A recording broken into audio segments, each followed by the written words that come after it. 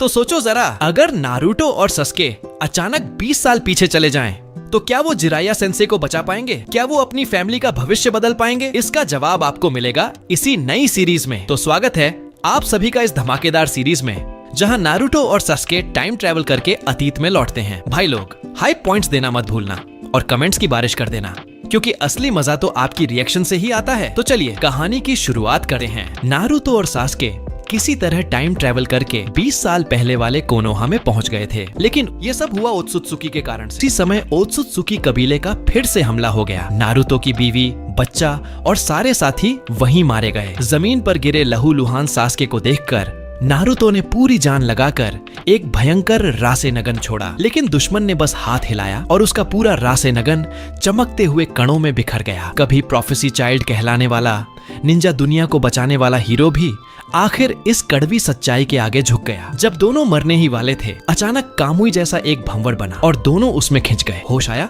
तो खुद को एक अंधेरे पहाड़ी गुफा में पाया। सामने अंधेरे से धीरे धीरे बाहर आता शख्स और कोई नहीं बल्कि ओरोचिमारू था। नारुतो ने हैरानी से पूछा, ये सब हुआ क्या है? ओरोचिमारू मुस्कुराकर बोला, घबराओ मत, मैंने वो पुराना ब्लड लाइन डोजुत्सु इस्तेमाल किया है जो कभी मैंने शेर लगाया था। उस आंख में कामुई जैसी ताकत होती है। बच तो गए थे, लेकिन अपने अपनों को जलती हुई धरती में छोड़ आने का गम दोनों के दिल में फिर से ताजा हो गया। ओरोचिमारू का चेहरा भी अब गंभीर हो चुका था। काफी देर चुप रहने के बाद उसने पूछा, अगर जिंदगी एक बार फिर मिल जाए तो क्या करोगे? नारुतो ने नजरें झुका ली। अगर सच में मौका मिला तो जान भी दे दूंगा, बस इस बार सबको बचा पाऊं। सास्के ने भी सिर हिलाया। वो भी अपने भाई इटाची के गांव को बचा नहीं पाया था और ये बात उसे अब तक चुभती थी। ओरोचिमारू हल्का सा मुस्कुराया। तो फिर मेरे पास एक तरीका है, तुम दोनों की आत्मा को अतीत में भेजने का। दोनों दंग रह गए। ये भी कर सकते हो? ओरोचिमारू ने एक गोल शेप वाला डिवाइस निकाला। ये मैंने ओत्सुत्सुकी के खजाने से रिसर्च करके बनाया है। सास्के इस चीज से अनजान नहीं था।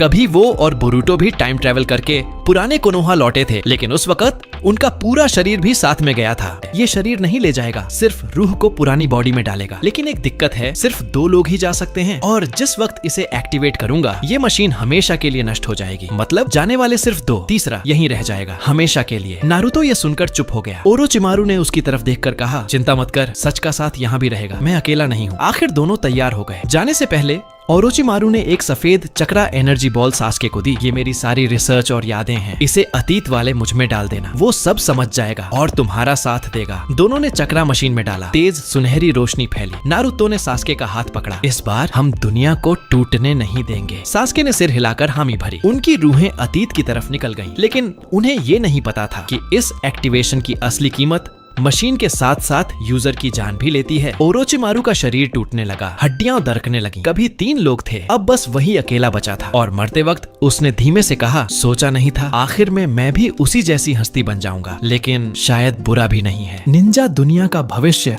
अब तुम दोनों पर है। और ये कहकर ओरोचिमारू राख बनकर बिखर गया। नारुतो की आत्मा जो विनाशित भविष्य से आई थी, अब अपने जवान रूप में लौट आई। उसके सामने पुराना कोनोहा पूरी रौनक के साथ खड़ा था। ये वही टाइमलाइन थी जब वो और जिराया 3 साल की ट्रेनिंग के बाद गांव में वापस लौटे थे। नारुतो का दिल खुशी से उछल पड़ा। अब उसका पहला काम था उस सास्के को ढूंढना जो उसी की तरह टाइम ट्रैवल करके लौटा था। उसने गहरी सांस ली, बिजली के खंभे से छलांग लगाई और तभी उसकी नजर पड़ी जिराया पर। बिना कुछ सोचे समझे नारुतो भागकर उनसे लिपट गया। उसके मन में हजारों बातें थीं जो वो कहना चाहता था। जिराया पहले तो थोड़ा कंफ्यूज हुआ, फिर मुस्कुराकर बोला, अरे क्या हुआ रे, इतना इमोशनल क्यों हो गया? नारुतो ने फटाफट खुद को संभाला। नहीं, बस इतना टाइम हो गया था, गांव लौटे। पहले की ही तरह वापस आते ही उसकी मुलाकात सबसे पहले कोनोहमारू से हुई। कोनोहमारू ने जोश में आते ही कहा, चल सेक्स निंजुत्सु मुकाबला करते हैं। लेकिन इस बार नारुतो ने गंभीर चेहरा बनाकर कहा, अब ये बचकानी चीजें बंद कर, मैं जो जानता हूँ सब सिखाऊंगा तुझे। क्योंकि उसने भविष्य में अपनी आंखों से देखा था कोनोहमारू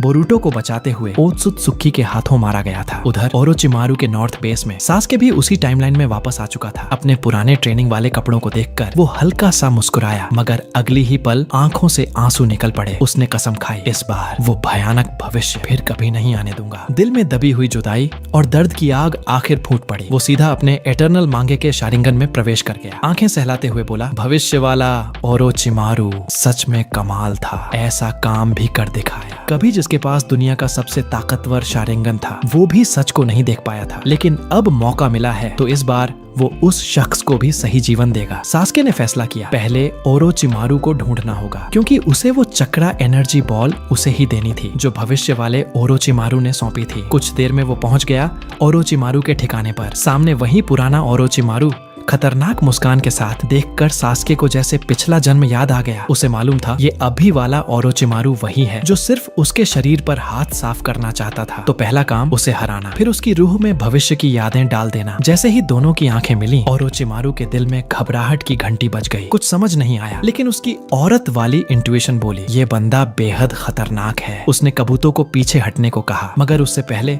सास्के ने शारिंगन झेंजुत्सु में उसे फंसा दिया। ओरोचिमारू का चेहरा दंग रह गया। इतना प्रबल शारिंगन। अगले ही पल चिदोरी बिजली की तरह उसके सीने को चीरते हुए निकल गई। वो तुरंत अपने स्नेक रीबर्थ जुत्सु का इस्तेमाल करता है और मुंह से एक नया शरीर उगल देता है। साथ ही उसने मंडारा नोजिन 1000 सांपों की बांट एक्टिवेट कर दी। पल भर में सैकड़ों हजारों सांप उसके मुंह से निकलकर सस्के की तरफ झपट पड़े। सस्के ने बिना देरी किए चिदोरी सेनबोन छोड़ा। बिजली से बने नुकीले हजारों सेनबोन ने पूरे सांपों के झुंड को चीर डाला लिया। इसके तुरंत बाद सास्के ने ग्रेट फायरबॉल जुत्सु का इस्तेमाल किया और सारी सांपें जलकर खत्म हो गईं। उसने पहले से मिली ओरोचिमारू की चक्रा बॉल को चिदोरी में मिलाकर अचानक हमला किया। शारिनग्न की ट्रैकिंग क्षमता से उसने धुएं के बीच से चिदोरी को सीधा ओरोचिमारू की छाती में पहुंचा दिया। ओरोचिमारू एक पल को रुक गया। भविष्य की सारी जानकारी और यादें एक झटके में उसके मन में उमड़ आईं। कुछ ही मिनटों में उसने आने वाले 20 साल देख लिए। जब उसने सास्के की तरफ देखा, उसकी नजरें बदल चुकी थीं। उसने कहा, सोचा नहीं था हम दोनों वाकई वापस आ गए। सास्के को हैरानी हुई, लेकिन उसने समझा दिया कि उसके लिए ये कोई बड़ी बात नहीं। उसने हल्की मुस्कान के साथ कहा कि अब वे मिलकर इंसानी दुनिया को बचाएंगे। उनका पहला कदम था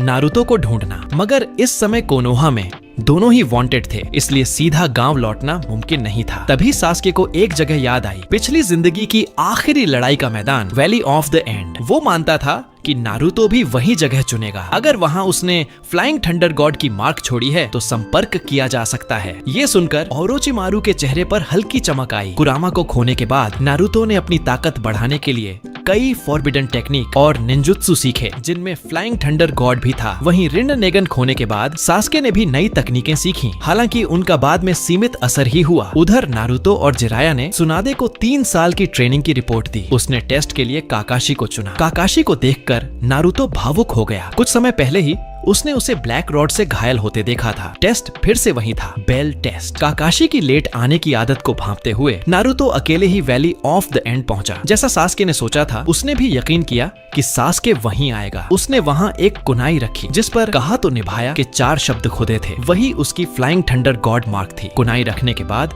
वह वहीं रुक गया। हाशिरामा की मूर्ति पर खड़ा होकर वह आसपास देखता रहा, वही जगह जहां बंधन शुरू हुए थे और सपने टूटे थे। सामने मादारा की मूर्ति को देखकर उसके मन में कई विचार आए। कभी निंजा वर्ल्ड के अशुरा कहे जाने वाले मादारा आखिर में सिर्फ किसी और के हाथ की चाल बनकर रह गए। उसने नारुतो ने मन ही मन ठान लिया था, इस बार वो मादारा को उसका असली सम्मान दिलवाएगा और उसे एक सच्ची लड़ाई देगा। उसका प्लान साफ था, सास्के के साथ खुद को और भी मजबूत बनाना और बाकी टॉप शिनोबी को साथ मिलाकर इस निंजा दुनिया की हिफाजत करना, क्योंकि वो जानता था कि सिर्फ उन दोनों की ताकत उस खास कबीले से लड़ने के लिए काफी नहीं है। पर नारुतो को शक था, क्या उनकी वापसी से भविष्य की लाइन बदल जाएगी? क्या वो खौफनाक कबीला पहले ही प्रकट हो जाएगा? इसका अभी कोई जवाब नहीं था। सोच खत्म करते ही उसने फ्लाइंग राइजन एक्टिवेट किया और एक झटके में कोनोहा वापस पहुंच गया। जैसा सोचा था, उसे और साकुरा को फिर से आधा दिन काकाशी का इंतजार करना पड़ा, तभी जाकर वो आया। काकाशी ने हाथ से अपना छोटा पीला उपन्यास हटाया और पुराने वाले घंटी टेस्ट की बेल निकाली। इस बार नारुतो पूरी ताकत से लड़ना चाहता था ताकि देख सके 3 साल की ट्रेनिंग ने उसे कितना बदला है। उसने बिना किसी निंजुत्सु के ताइजुत्सु से ही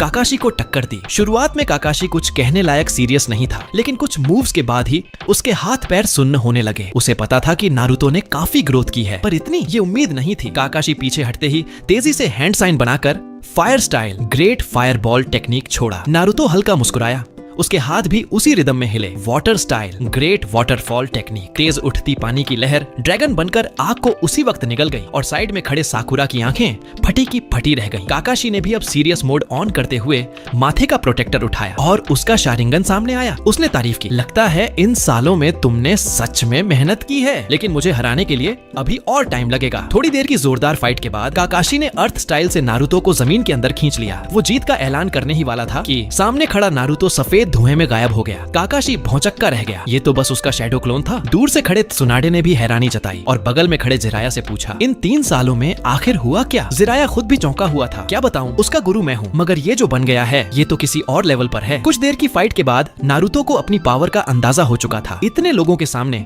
काकाशी को पूरी तरह हराना थोड़ा ओवर हो जाता, और वैसे भी उसने फील कर लिया था कि वैली ऑफ द एंड में उसके छोड़े गए फ्लाइंग राइजन कुनाई में अभी किसी ने चक्र डाला है। उसने फाइनल मूव लेने का फैसला किया। साकुरा के साथ प्लान करके उन्होंने वही पुरानी बेल चोरी स्ट्रेटेजी यूज की और आखिर में काकाशी से बेल छीन ही ली। काकाशी मुस्कुराया, मेरे शिष्यों को अब सच में मेरी मदद की जरूरत नहीं रही। विदा लेकर नारुतो ने फ्लाइंग राइजन से सीधा वैली ऑफ द एंड में पहुंचा और जैसा उसने सोचा था वहां सास्के और ओरोचिमारू पहले से उसकी वेट कर रहे थे। तीनों ने एक दूसरे की तरफ देखा और हल्की सी मुस्कान आई। अभी तक सब कुछ प्लान के हिसाब से चल रहा था। सास्के ने नारुतो से पूछा, अब तुम्हारे पास भविष्य वाली कितनी ताकत बची है? नारुतो ने शांत लहजे में कहा, मैंने जो भी निंजुत्सु सीखा था सब कुछ अभी भी याद है, यहाँ तक कि सेज मोड भी। लेकिन एक चीज थी जिसे लेकर वो हमेशा से अनिश्चित था, 9 टेल्स की पावर। नारुतो साफ महसूस कर सकता था कि क्यूबी उसके अंदर मौजूद है, लेकिन रीबर्थ के बाद से उसे समझ नहीं आ रहा था कि कुरामा का सामना कैसे करे। सास्के जानता था कि नारुतो अब भी बैरियन मोड की वजह से खुद को दोष देता है। उसने उसे समझाया, उस वक्त जीतने के लिए हमारे पास कोई दूसरा रास्ता नहीं था। अब जब हमने टाइमलाइन को तोड़कर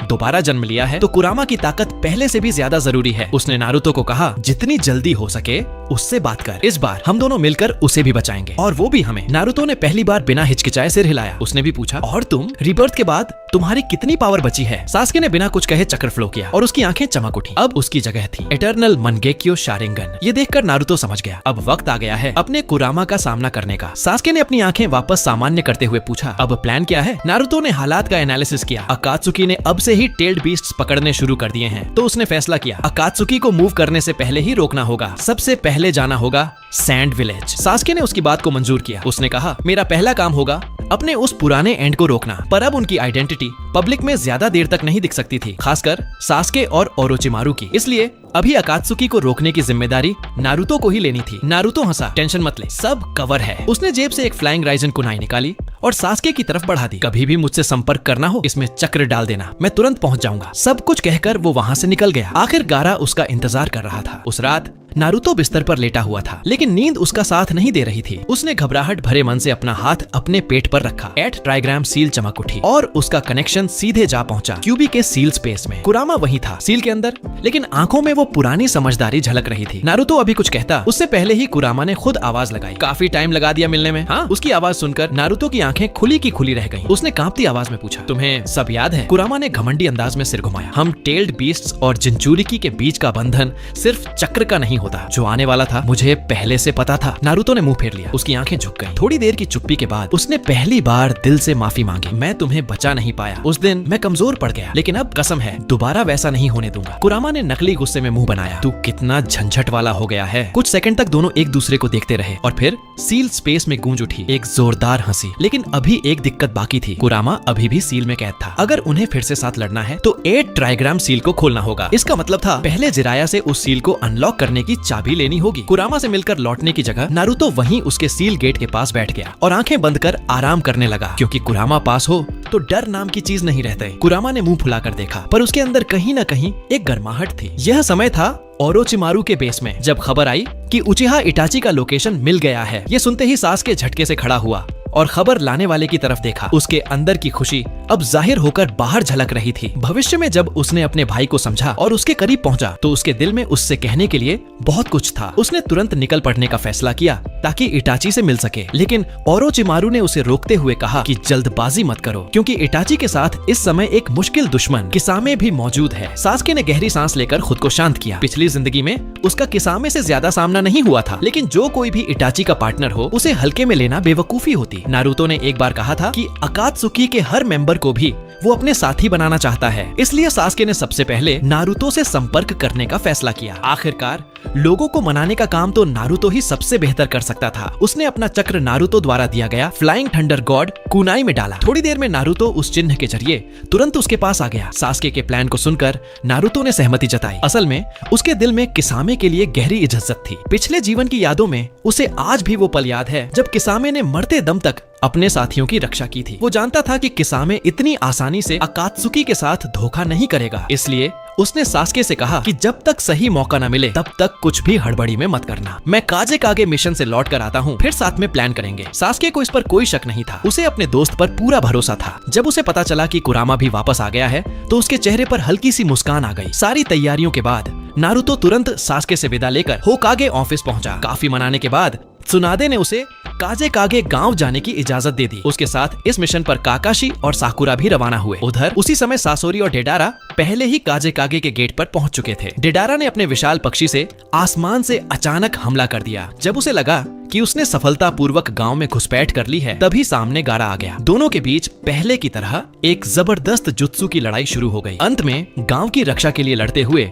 गारा डेडारा के सामने हार गया। जैसे ही डेडारा उसे लेकर उड़ने ही वाला था, अचानक एक पीली चमक उसकी तरफ बढ़ी और गारा को उससे छीन लिया गया। गारा हैरान रह गया। 3 साल बाद भी उसने एक नजर में पहचान लिया। वो और कोई नहीं, नारुतो था। नारुतो ने गारा से कहा कि वो थोड़ा आराम करे, यहाँ की लड़ाई अब वो संभालेगा, मैं बाद में सब कुछ समझा दूंगा। इसके बाद वो डेडारा की तरफ मुड़कर हल्के अंदाज में बोला, गारा को अकात्सुकी के हवाले करना तो बिल्कुल नहीं होगा। डेडारा भी हैरान था। अभी जो स्पीड उसने देखी उसका कोई जवाब नहीं था। उसने नारुतो पर विस्फोटक पक्षी फेंककर जवाबी हमला किया, लेकिन अगले ही पल नारुतो वहाँ से गायब हो गया। एक कुनाई अचानक डेडारा के पास प्रकट हुई। अगले ही सेकंड रासेंगन पकड़े नारुतो वहाँ आ धमका और उसने जबरदस्त प्रहार किया। जैसे ही काकाशी वहाँ पहुँचा, सामने का नजारा देखकर उसकी आंखें फटी की फटी रह गईं। उसे पक्का यकीन हो गया नारुतो ने अभी अभी वही फ्लाइंग थंडर गॉड तकनीक इस्तेमाल की है जो उसके टीचर ने की थी। डेडारा पर पड़े रासेंगन के वार से उसका शरीर अचानक सफेद मिट्टी में बदल गया। वो असली नहीं था। उसका असली रूप विशाल पक्षी के अंदर से बाहर निकला। थोड़े से टकराव में ही उसे समझ आ गया, सामने खड़ा ये शख्स गारा से कहीं ज्यादा ताकतवर है। वो आसमान में उड़ गया, हाथ में एक बड़ी मिट्टी की मुट्ठी लेकर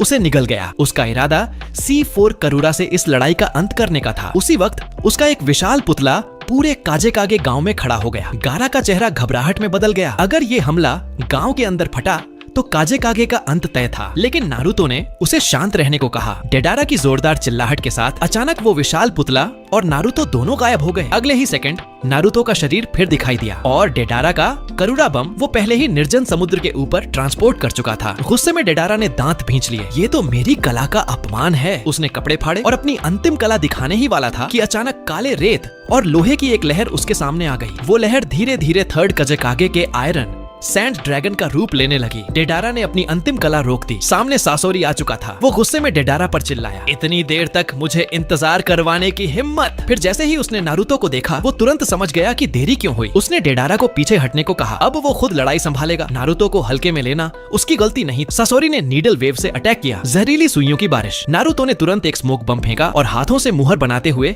कई अर्थ वॉल जुत्सु खड़े कर दिए, जिनसे सारे जहरीले हमले रुक गए। धुएं में एक कपड़े में बंधा कुनाई उड़कर बाहर आया। जैसे ही सासोरी का ध्यान उस पर गया, ऊपर से रासेंगन पकड़े नारुतो का क्लोन उस पर टूट पड़ा और उसके फ्लाइंग स्ट्रीम पपेट को चकनाचूर कर दिया। सासोरी की आंखों में हैरानी थी। इतनी कम समय में धुएं की ऑड में प्लान और एक्यूरेट अटैक, ये कोई आम बच्चा नहीं है। उसने मन ही मन सोचा। नारुतो मुस्कुराते हुए बोला, मेरा नाम है उजुमाकी नारुतो, भविष्य का 7वां होकागे। जब उसे पता चला कि यही वही है जिसे अकात्सुकी पकड़ना चाहती है, 9 पूंछ का जिंचूरी की, सासोरी ने अपनी पीठ से पहला स्क्रॉल निकाला। अगले ही पल उसके हाथों से तेज आग की लपटें निकली, लेकिन नारुतो ने हर अटैक का जवाब बखूबी दिया। चाहे वो आग का तेज हमला हो या दूसरे स्क्रॉल से निकलती हाई प्रेशर वाटर गन, किसी का भी उस पर कोई असर नहीं हुआ। गुस्से में सासोरी ने 100 पपेट्स का स्क्रॉल निकाला और देखते ही देखते सैकड़ों कठपुतलियां नारुतो को चारों तरफ से घेरने लगी। ये देखकर नारुतो भी एक पल को हैरान रह गया। क्या साकुरा ने पिछले जन्म में सच में ऐसे मॉन्स्टर को हरा दिया था? इस समय 8 ट्राइग्राम सीलिंग स्टाइल की वजह से वो अभी तक कुरामा की शक्ति का इस्तेमाल नहीं कर सकता था। कोई और चारा न देखकर उसने दूर पहले से प्रकृति ऊर्जा इकट्ठा कर रहे अपने शैडो क्लोन को रिलीज किया। एकदम से सेज चक्र उसके शरीर में वापस आया और नारुतो सेज मोड में चला गया। सेज मोड के बूस्ट से उसने कुछ ही मिनटों में सारे पपेट्स को खत्म कर दिया। एक तरफ काकाशी ये सब देखकर सन्न था। ये तो जिराया का सेज मोड है, इसने इसे भी मास्टर कर लिया। सासोरी ने चेहरा आधा हाथ से ढककर नारुतो को गौर से देखा। उसे यकीन नहीं हो रहा था 9 पूंछ का जिंचूरी की इतना ताकतवर होगा। बस सिर्फ एक इंसान ने आसानी से वो हमला तोड़ दिया था, जिससे उसने एक बार एक छोटे से देश को तबाह कर दिया था। उसने तीसरे काजे कागे की कठपुतली का इस्तेमाल छोड़ दिया और उसकी जगह पीठ पर टंगे उस स्क्रोल को निकाला, जिसे उसने अपने पिछले जीवन में भी कभी इस्तेमाल नहीं किया था। उस स्क्रोल पर 10 समनिंग स्क्रॉल एक सीध में सजे हुए थे। अचानक अनगिनत चक्रा धागे जमीन पर बिखरी सभी कठपुतलियों से जुड़ गए। सासोरी ने नारुतो की ताकत की तारीफ की। ये पहली बार था जब अकात्सुकी में शामिल होने के बाद उसे ये चाल इस्तेमाल करने पर मजबूर होना पड़ा। टूटे हुए पपेट के सारे टुकड़े जुड़कर एक विशाल दैत्याकार पपेट में बदल गए, जो किसी बीजू जितना बड़ा था, और उसकी असली बॉडी उस पपेट के अंदर समा गई। ये था उसका अल्टीमेट ट्रम्प कार्ड, 100 मशीनों का पुनर्गठन। ये देखकर नारुतो को सास्के की सुसानुओं की याद आ गई। उसने माना कि सासोरी वाकई एक जीनियस है। वो विशाल पपेट एक ही झटके में अपनी तलवार घुमाते हुए नारुतो पर झपटा। स्पीड इतनी तेज थी कि नारुतो भी पल भर को चौंक गया। इतना बड़ा होने के बावजूद पपेट जरा भी सुस्त नहीं लग रहा था। नारुतो ने फ्लाइंग थंडर गॉड का इस्तेमाल कर पास के कुनाई के पास टेलीपोर्ट किया, लेकिन सासोरी ने ये पहले से भांप लिया था। जैसे ही नारुतो प्रकट हुआ, पपेट के मुंह में बीजू बम जैसी एनर्जी बॉल बनकर छूट गई। थोड़ा हैरान होकर नारुतो ने तुरंत उंगली काटकर 3 लेयर्ड रस्सन गेट एक्टिवेट किया। गेट्स ने मुश्किल से उस अटैक को रोक लिया। रेत गांव को और तबाही से बचाने के लिए नारुतो ने फुल स्पीड में लड़ाई खत्म करने का फैसला किया। उसने हैंड साइन बनाते हुए सैकड़ों शैडो क्लोन बना दिए। हर एक क्लोन ने सुपर ओडामा रसेंगन तैयार किया और सबने मिलकर पपेट पर जबरदस्त हमला बोल दिया। पपेट की आर्मर काफी मजबूत थी, लेकिन सेज मोड के इस तगड़े अटैक में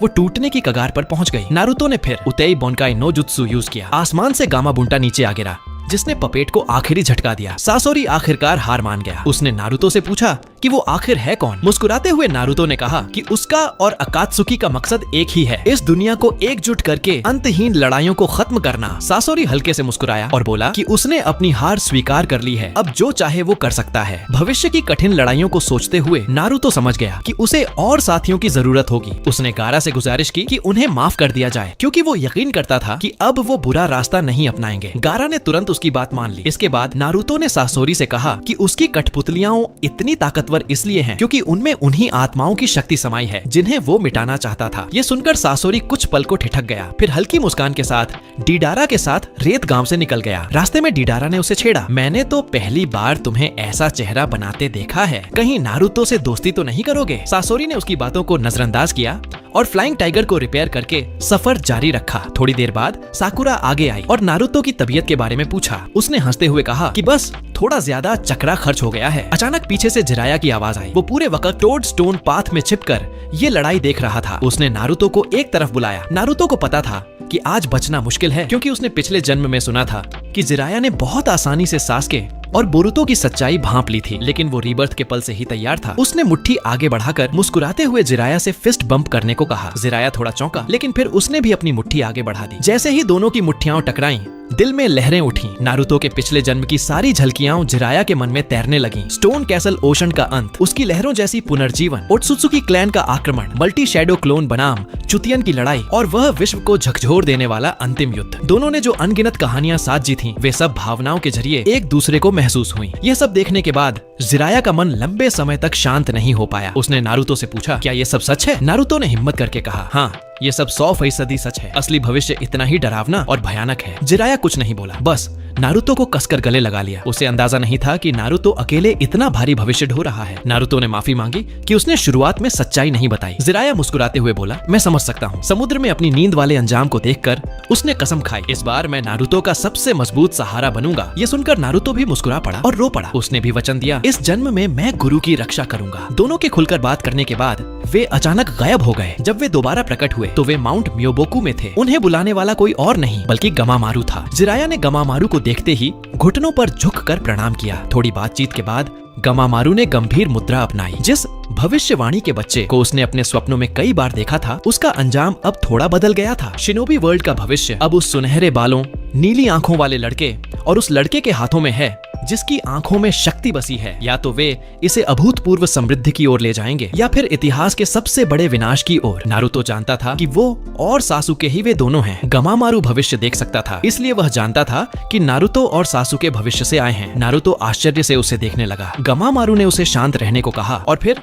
अपने मुंह से 2 ताबीज निकाले। ये वही पवित्र औजार थे जो उसने कभी सेज ऑफ 6 पाथ्स को दिए थे। ये ताबीज मरते हुए व्यक्ति को फिर से जीवित कर सकते हैं। ओत्सुत्सुकी क्लैन से लड़ने के लिए माउंट म्योबोकू बस इतना ही मदद कर सकता था। नारुतो ने आदर से उन्हें स्वीकार किया। गमामारू को प्रणाम कर दोनों वहाँ से रवाना हुए। वापसी के रास्ते में जिराया ने नारुतो के मासूम चेहरे पर झलकती परिपक्वता देखी। वह भावुक भी हुआ और गर्व भी हुआ कि नारुतो सच में बड़ा हो गया है। अब समय आ गया था कि वह नारुतो को बगुआ सील की चाबी सौंप दे। उसने नारुतो को बुलाया और समनिंग से स्क्रॉल टोड निकाला। नारुतो ने समझदारी से चाबी स्वीकार की। अब अगला कदम था 9 टेल की सील खोलना। नारुतो जैसे ही सील पर बंधी पट्टी हटाने लगा, एक पीली चमक ने अचानक उसका हाथ पकड़ लिया। नारुतो मुस्कुरा पड़ा। उसे पता था ये मिनातो है। मिनातो नारुतो को पहचान कर हैरान था, लेकिन कुछ कहने से पहले ही 9 टेल बेचैनी से बोला, बाद में बातें करना, पहले मुझे बाहर निकालो। कुरामा की आवाज सुनकर मिनाटो थोड़ा पीछे हट गया। वो चाहता था कि माहौल थोड़ा शांत हो जाए, लेकिन नारुतो ने कहा, रुको पापा, पहले मुझे कुरामा को आजाद करने दो। कुरामा नाम सुनते ही मिनाटो चौंक गया। उसने हैरानी से पूछा, यानी यही है 9 पूंछ का नाम? जब उसने नारुतो के हाथ पर बनी सील की चाबी का निशान देखा, तब जाकर उसके चेहरे पर सुकून लौटा, क्योंकि इसका मतलब था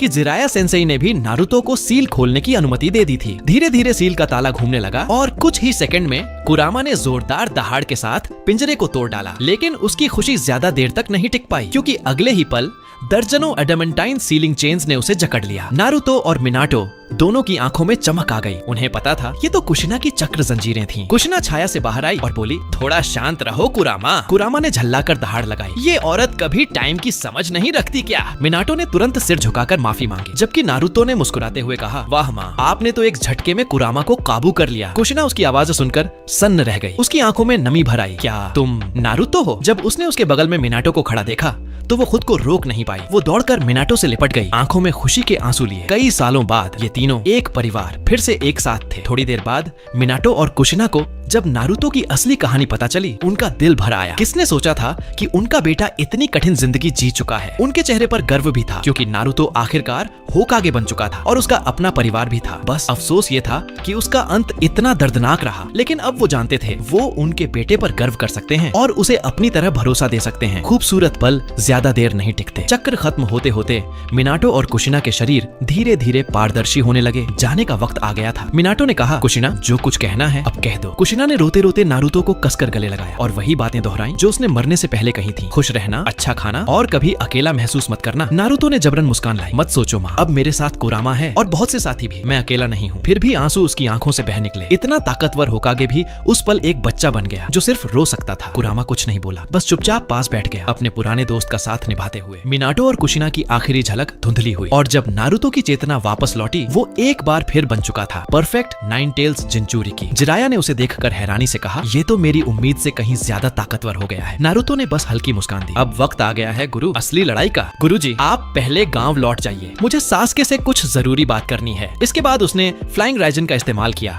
और एक झटके में सासके के सामने पहुंच गया। सासके ने जब नारुतो की आंखों में वो दृढ़ निश्चय देखा तो बस मुस्कुराकर बोला, लगता है इस बार तू सच में कामयाब हो गया है डोबी। नारुतो ने सिर हिलाकर हामी भरी। इस बीच सासके भी खाली नहीं बैठा था। उसने ओरोचिमारू की मदद से अपने अंदर उजुमाकी क्लैन के सेल्स ट्रांसप्लांट करवाए थे, क्योंकि उसे दोबारा रिनेगन जगाने के लिए ये जरूरी था। सारी तैयारी पूरी हो चुकी थी। अब बस वक्त था नई आंख के खुलने का दिन। वो पहले अपने भाई इताची से बात करना चाहता था और इसी मकसद से नारुतो वहाँ आया था। वो इताची के पास से काबुतो को हटा कर लाया और दोनों भाई एक बार फिर आमने सामने हुए। इताची ने सोचा था कि सासके पहले की तरह गुस्से में चिल्लाएगा, लेकिन इस बार वो पूरी तरह शांत था। सासके को पता था कि इस वक्त ब्लैक जेत्सु पास ही कहीं छिपा हुआ उन्हें देख रहा है। इसीलिए उसने दोनों हाथ जमीन पर रखे और उचिहा फायर बैरियर तकनीक से एक लाल सीलिंग बैरियर बना दिया, जिसमें सिर्फ वही दोनों फंस गए। ब्लैक जेत्सु ये देखकर हैरान रह गया। उसे यकीन नहीं हुआ कि वो छोटा सा उचिहा लड़का इतनी ताकतवर सीलिंग तकनीक भी जानता है। बैरियर के अंदर सासके ने सबसे पहले एक गहरा जेंजुत्सु ब्रह्मजुत्सु चलाया। इताची ने तुरंत उसे तोड़ने की कोशिश की, लेकिन कुछ नहीं हुआ,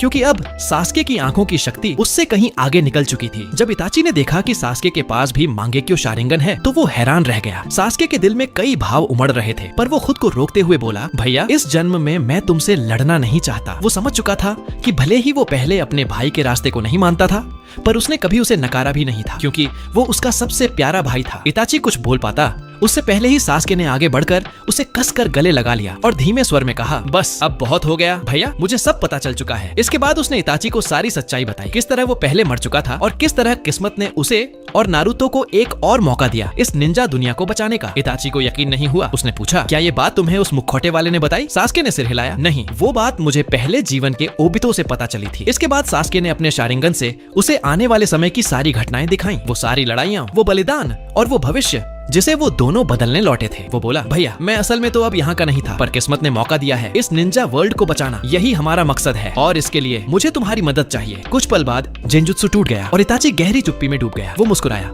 उस मुस्कान में सुकून था, गर्व था और राहत भी। उसकी आंखों से आंसू बह निकले। वो बोला, तूने वो सब देखा जो मुझे कभी नहीं देखना पड़ा, फिर भी तू लौट आया। उसने सिर झुकाया और कहा, तू जिंदा लौट आया सास्के। ये जानकर मुझे सच में बहुत खुशी हुई। इस वक्त सास्के के कंधों पर जो बोझ था, उसके सामने बाकी सब बातें मामूली लग रही थीं। 2 बूंद आंसू चुपचाप इटाची के गालों से फिसल पड़े। तुमने चाहे कितना भी अंधेरा भविष्य देखा हो, लेकिन तुम जिंदा लौट आए, बस यही सबसे बड़ी बात है। रोते हुए इटाची की पीठ को देखते हुए सास्के को अचानक ओबिटो की वो पुरानी बातें याद आ गईं। बीता हुआ कल वो कब का पीछे छोड़ चुका था, लेकिन बड़े भाई के आंसू देखकर उसका दिल फिर से भर आया। उसने खुद से वादा किया, इस बार मैं जरूर उस इंसानियत की हिफाजत करूंगा जिसमें इटाची जैसा कोई मौजूद हो। लेकिन अभी तो इटाची का शरीर बिल्कुल टूट चुका था। सास्के ने उसे विनती करके कहा कि वो उसके साथ ओरोचिमारू के पास चले, वो तुम्हारा इलाज जरूर कर देगा। इटाची ने बिना झिझक हामी भर दी। उसे पता था कि सास्के के साथ खड़े रहने के लिए एक मजबूत शरीर होना जरूरी है। इसके बाद सास्के ने अपनी उचिया फायर बैरियर को हटा दिया, लेकिन जैसे ही दोनों जाने वाले थे, अचानक एक काला भंवर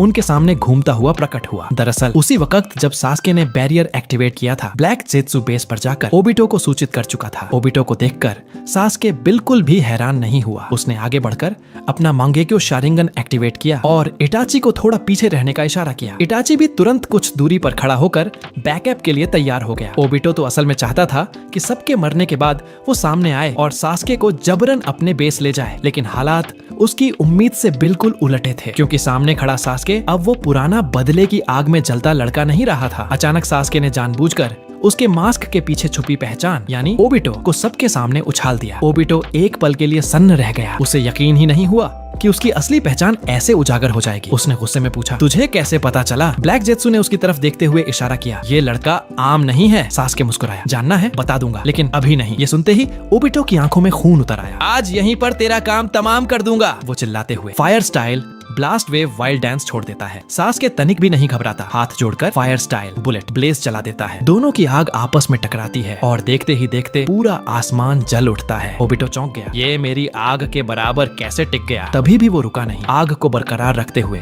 उसने कामुई से लगातार विशाल शूरिकेन बरसाने शुरू कर दिए। सास्के ने तुरंत पीछे सुसानो की कंकाल रूप वाली ढाल खड़ी कर दी। सुसानो को देखकर ओबिटो की आंखों में चमक आ गई। इटाची के जिंदा रहते हुए भी ये मांगेक्यो एक्टिवेट कर चुका है। इसका आखिर सफर क्या रहा है? अचानक उसने आग रोक दी और सीधा हमला करने की तरफ बढ़ गया। उचिया खून होने के नाते उसे अच्छी तरह पता था सुसानो की कमजोरी उसका अंदरूनी हिस्सा होता है। कामुई का फेज मोड एक्टिवेट करके वो सुसानो के भीतर घुस गया, लेकिन सास्के अब एक अनुभवी योद्धा था। उसे अच्छी तरह पता था कि ओबिटो को अटैक करने के लिए एक पल के लिए सॉलिड होना पड़ेगा। जैसे ही ओबिटो ने हाथ आगे बढ़ाकर उसकी गर्दन पकड़ने की कोशिश की, उसी पल सास्के ने शारिंगन एक्टिव करके अमातेरासु एक्टिव किया। ओबिटो के चारों ओर अमातेरासु की दीवार बन गई। क्योंकि वो अमातेरासु उस पर असर न करे, इसलिए ओबिटो ने मजबूरन अपनी फेज मोड जारी रखी। उसका शरीर सास्के के बिल्कुल पास से निकल गया, जैसे उसके गाल के आर पार हो रहा हो। ओबिटो थोड़ा हैरान था। ये चाहे निंजुत्सु हो या रिएक्शन स्पीड, हर मामले में ये इतना तेज कब हो गया? उसे अनायास ही उस पुराने समय के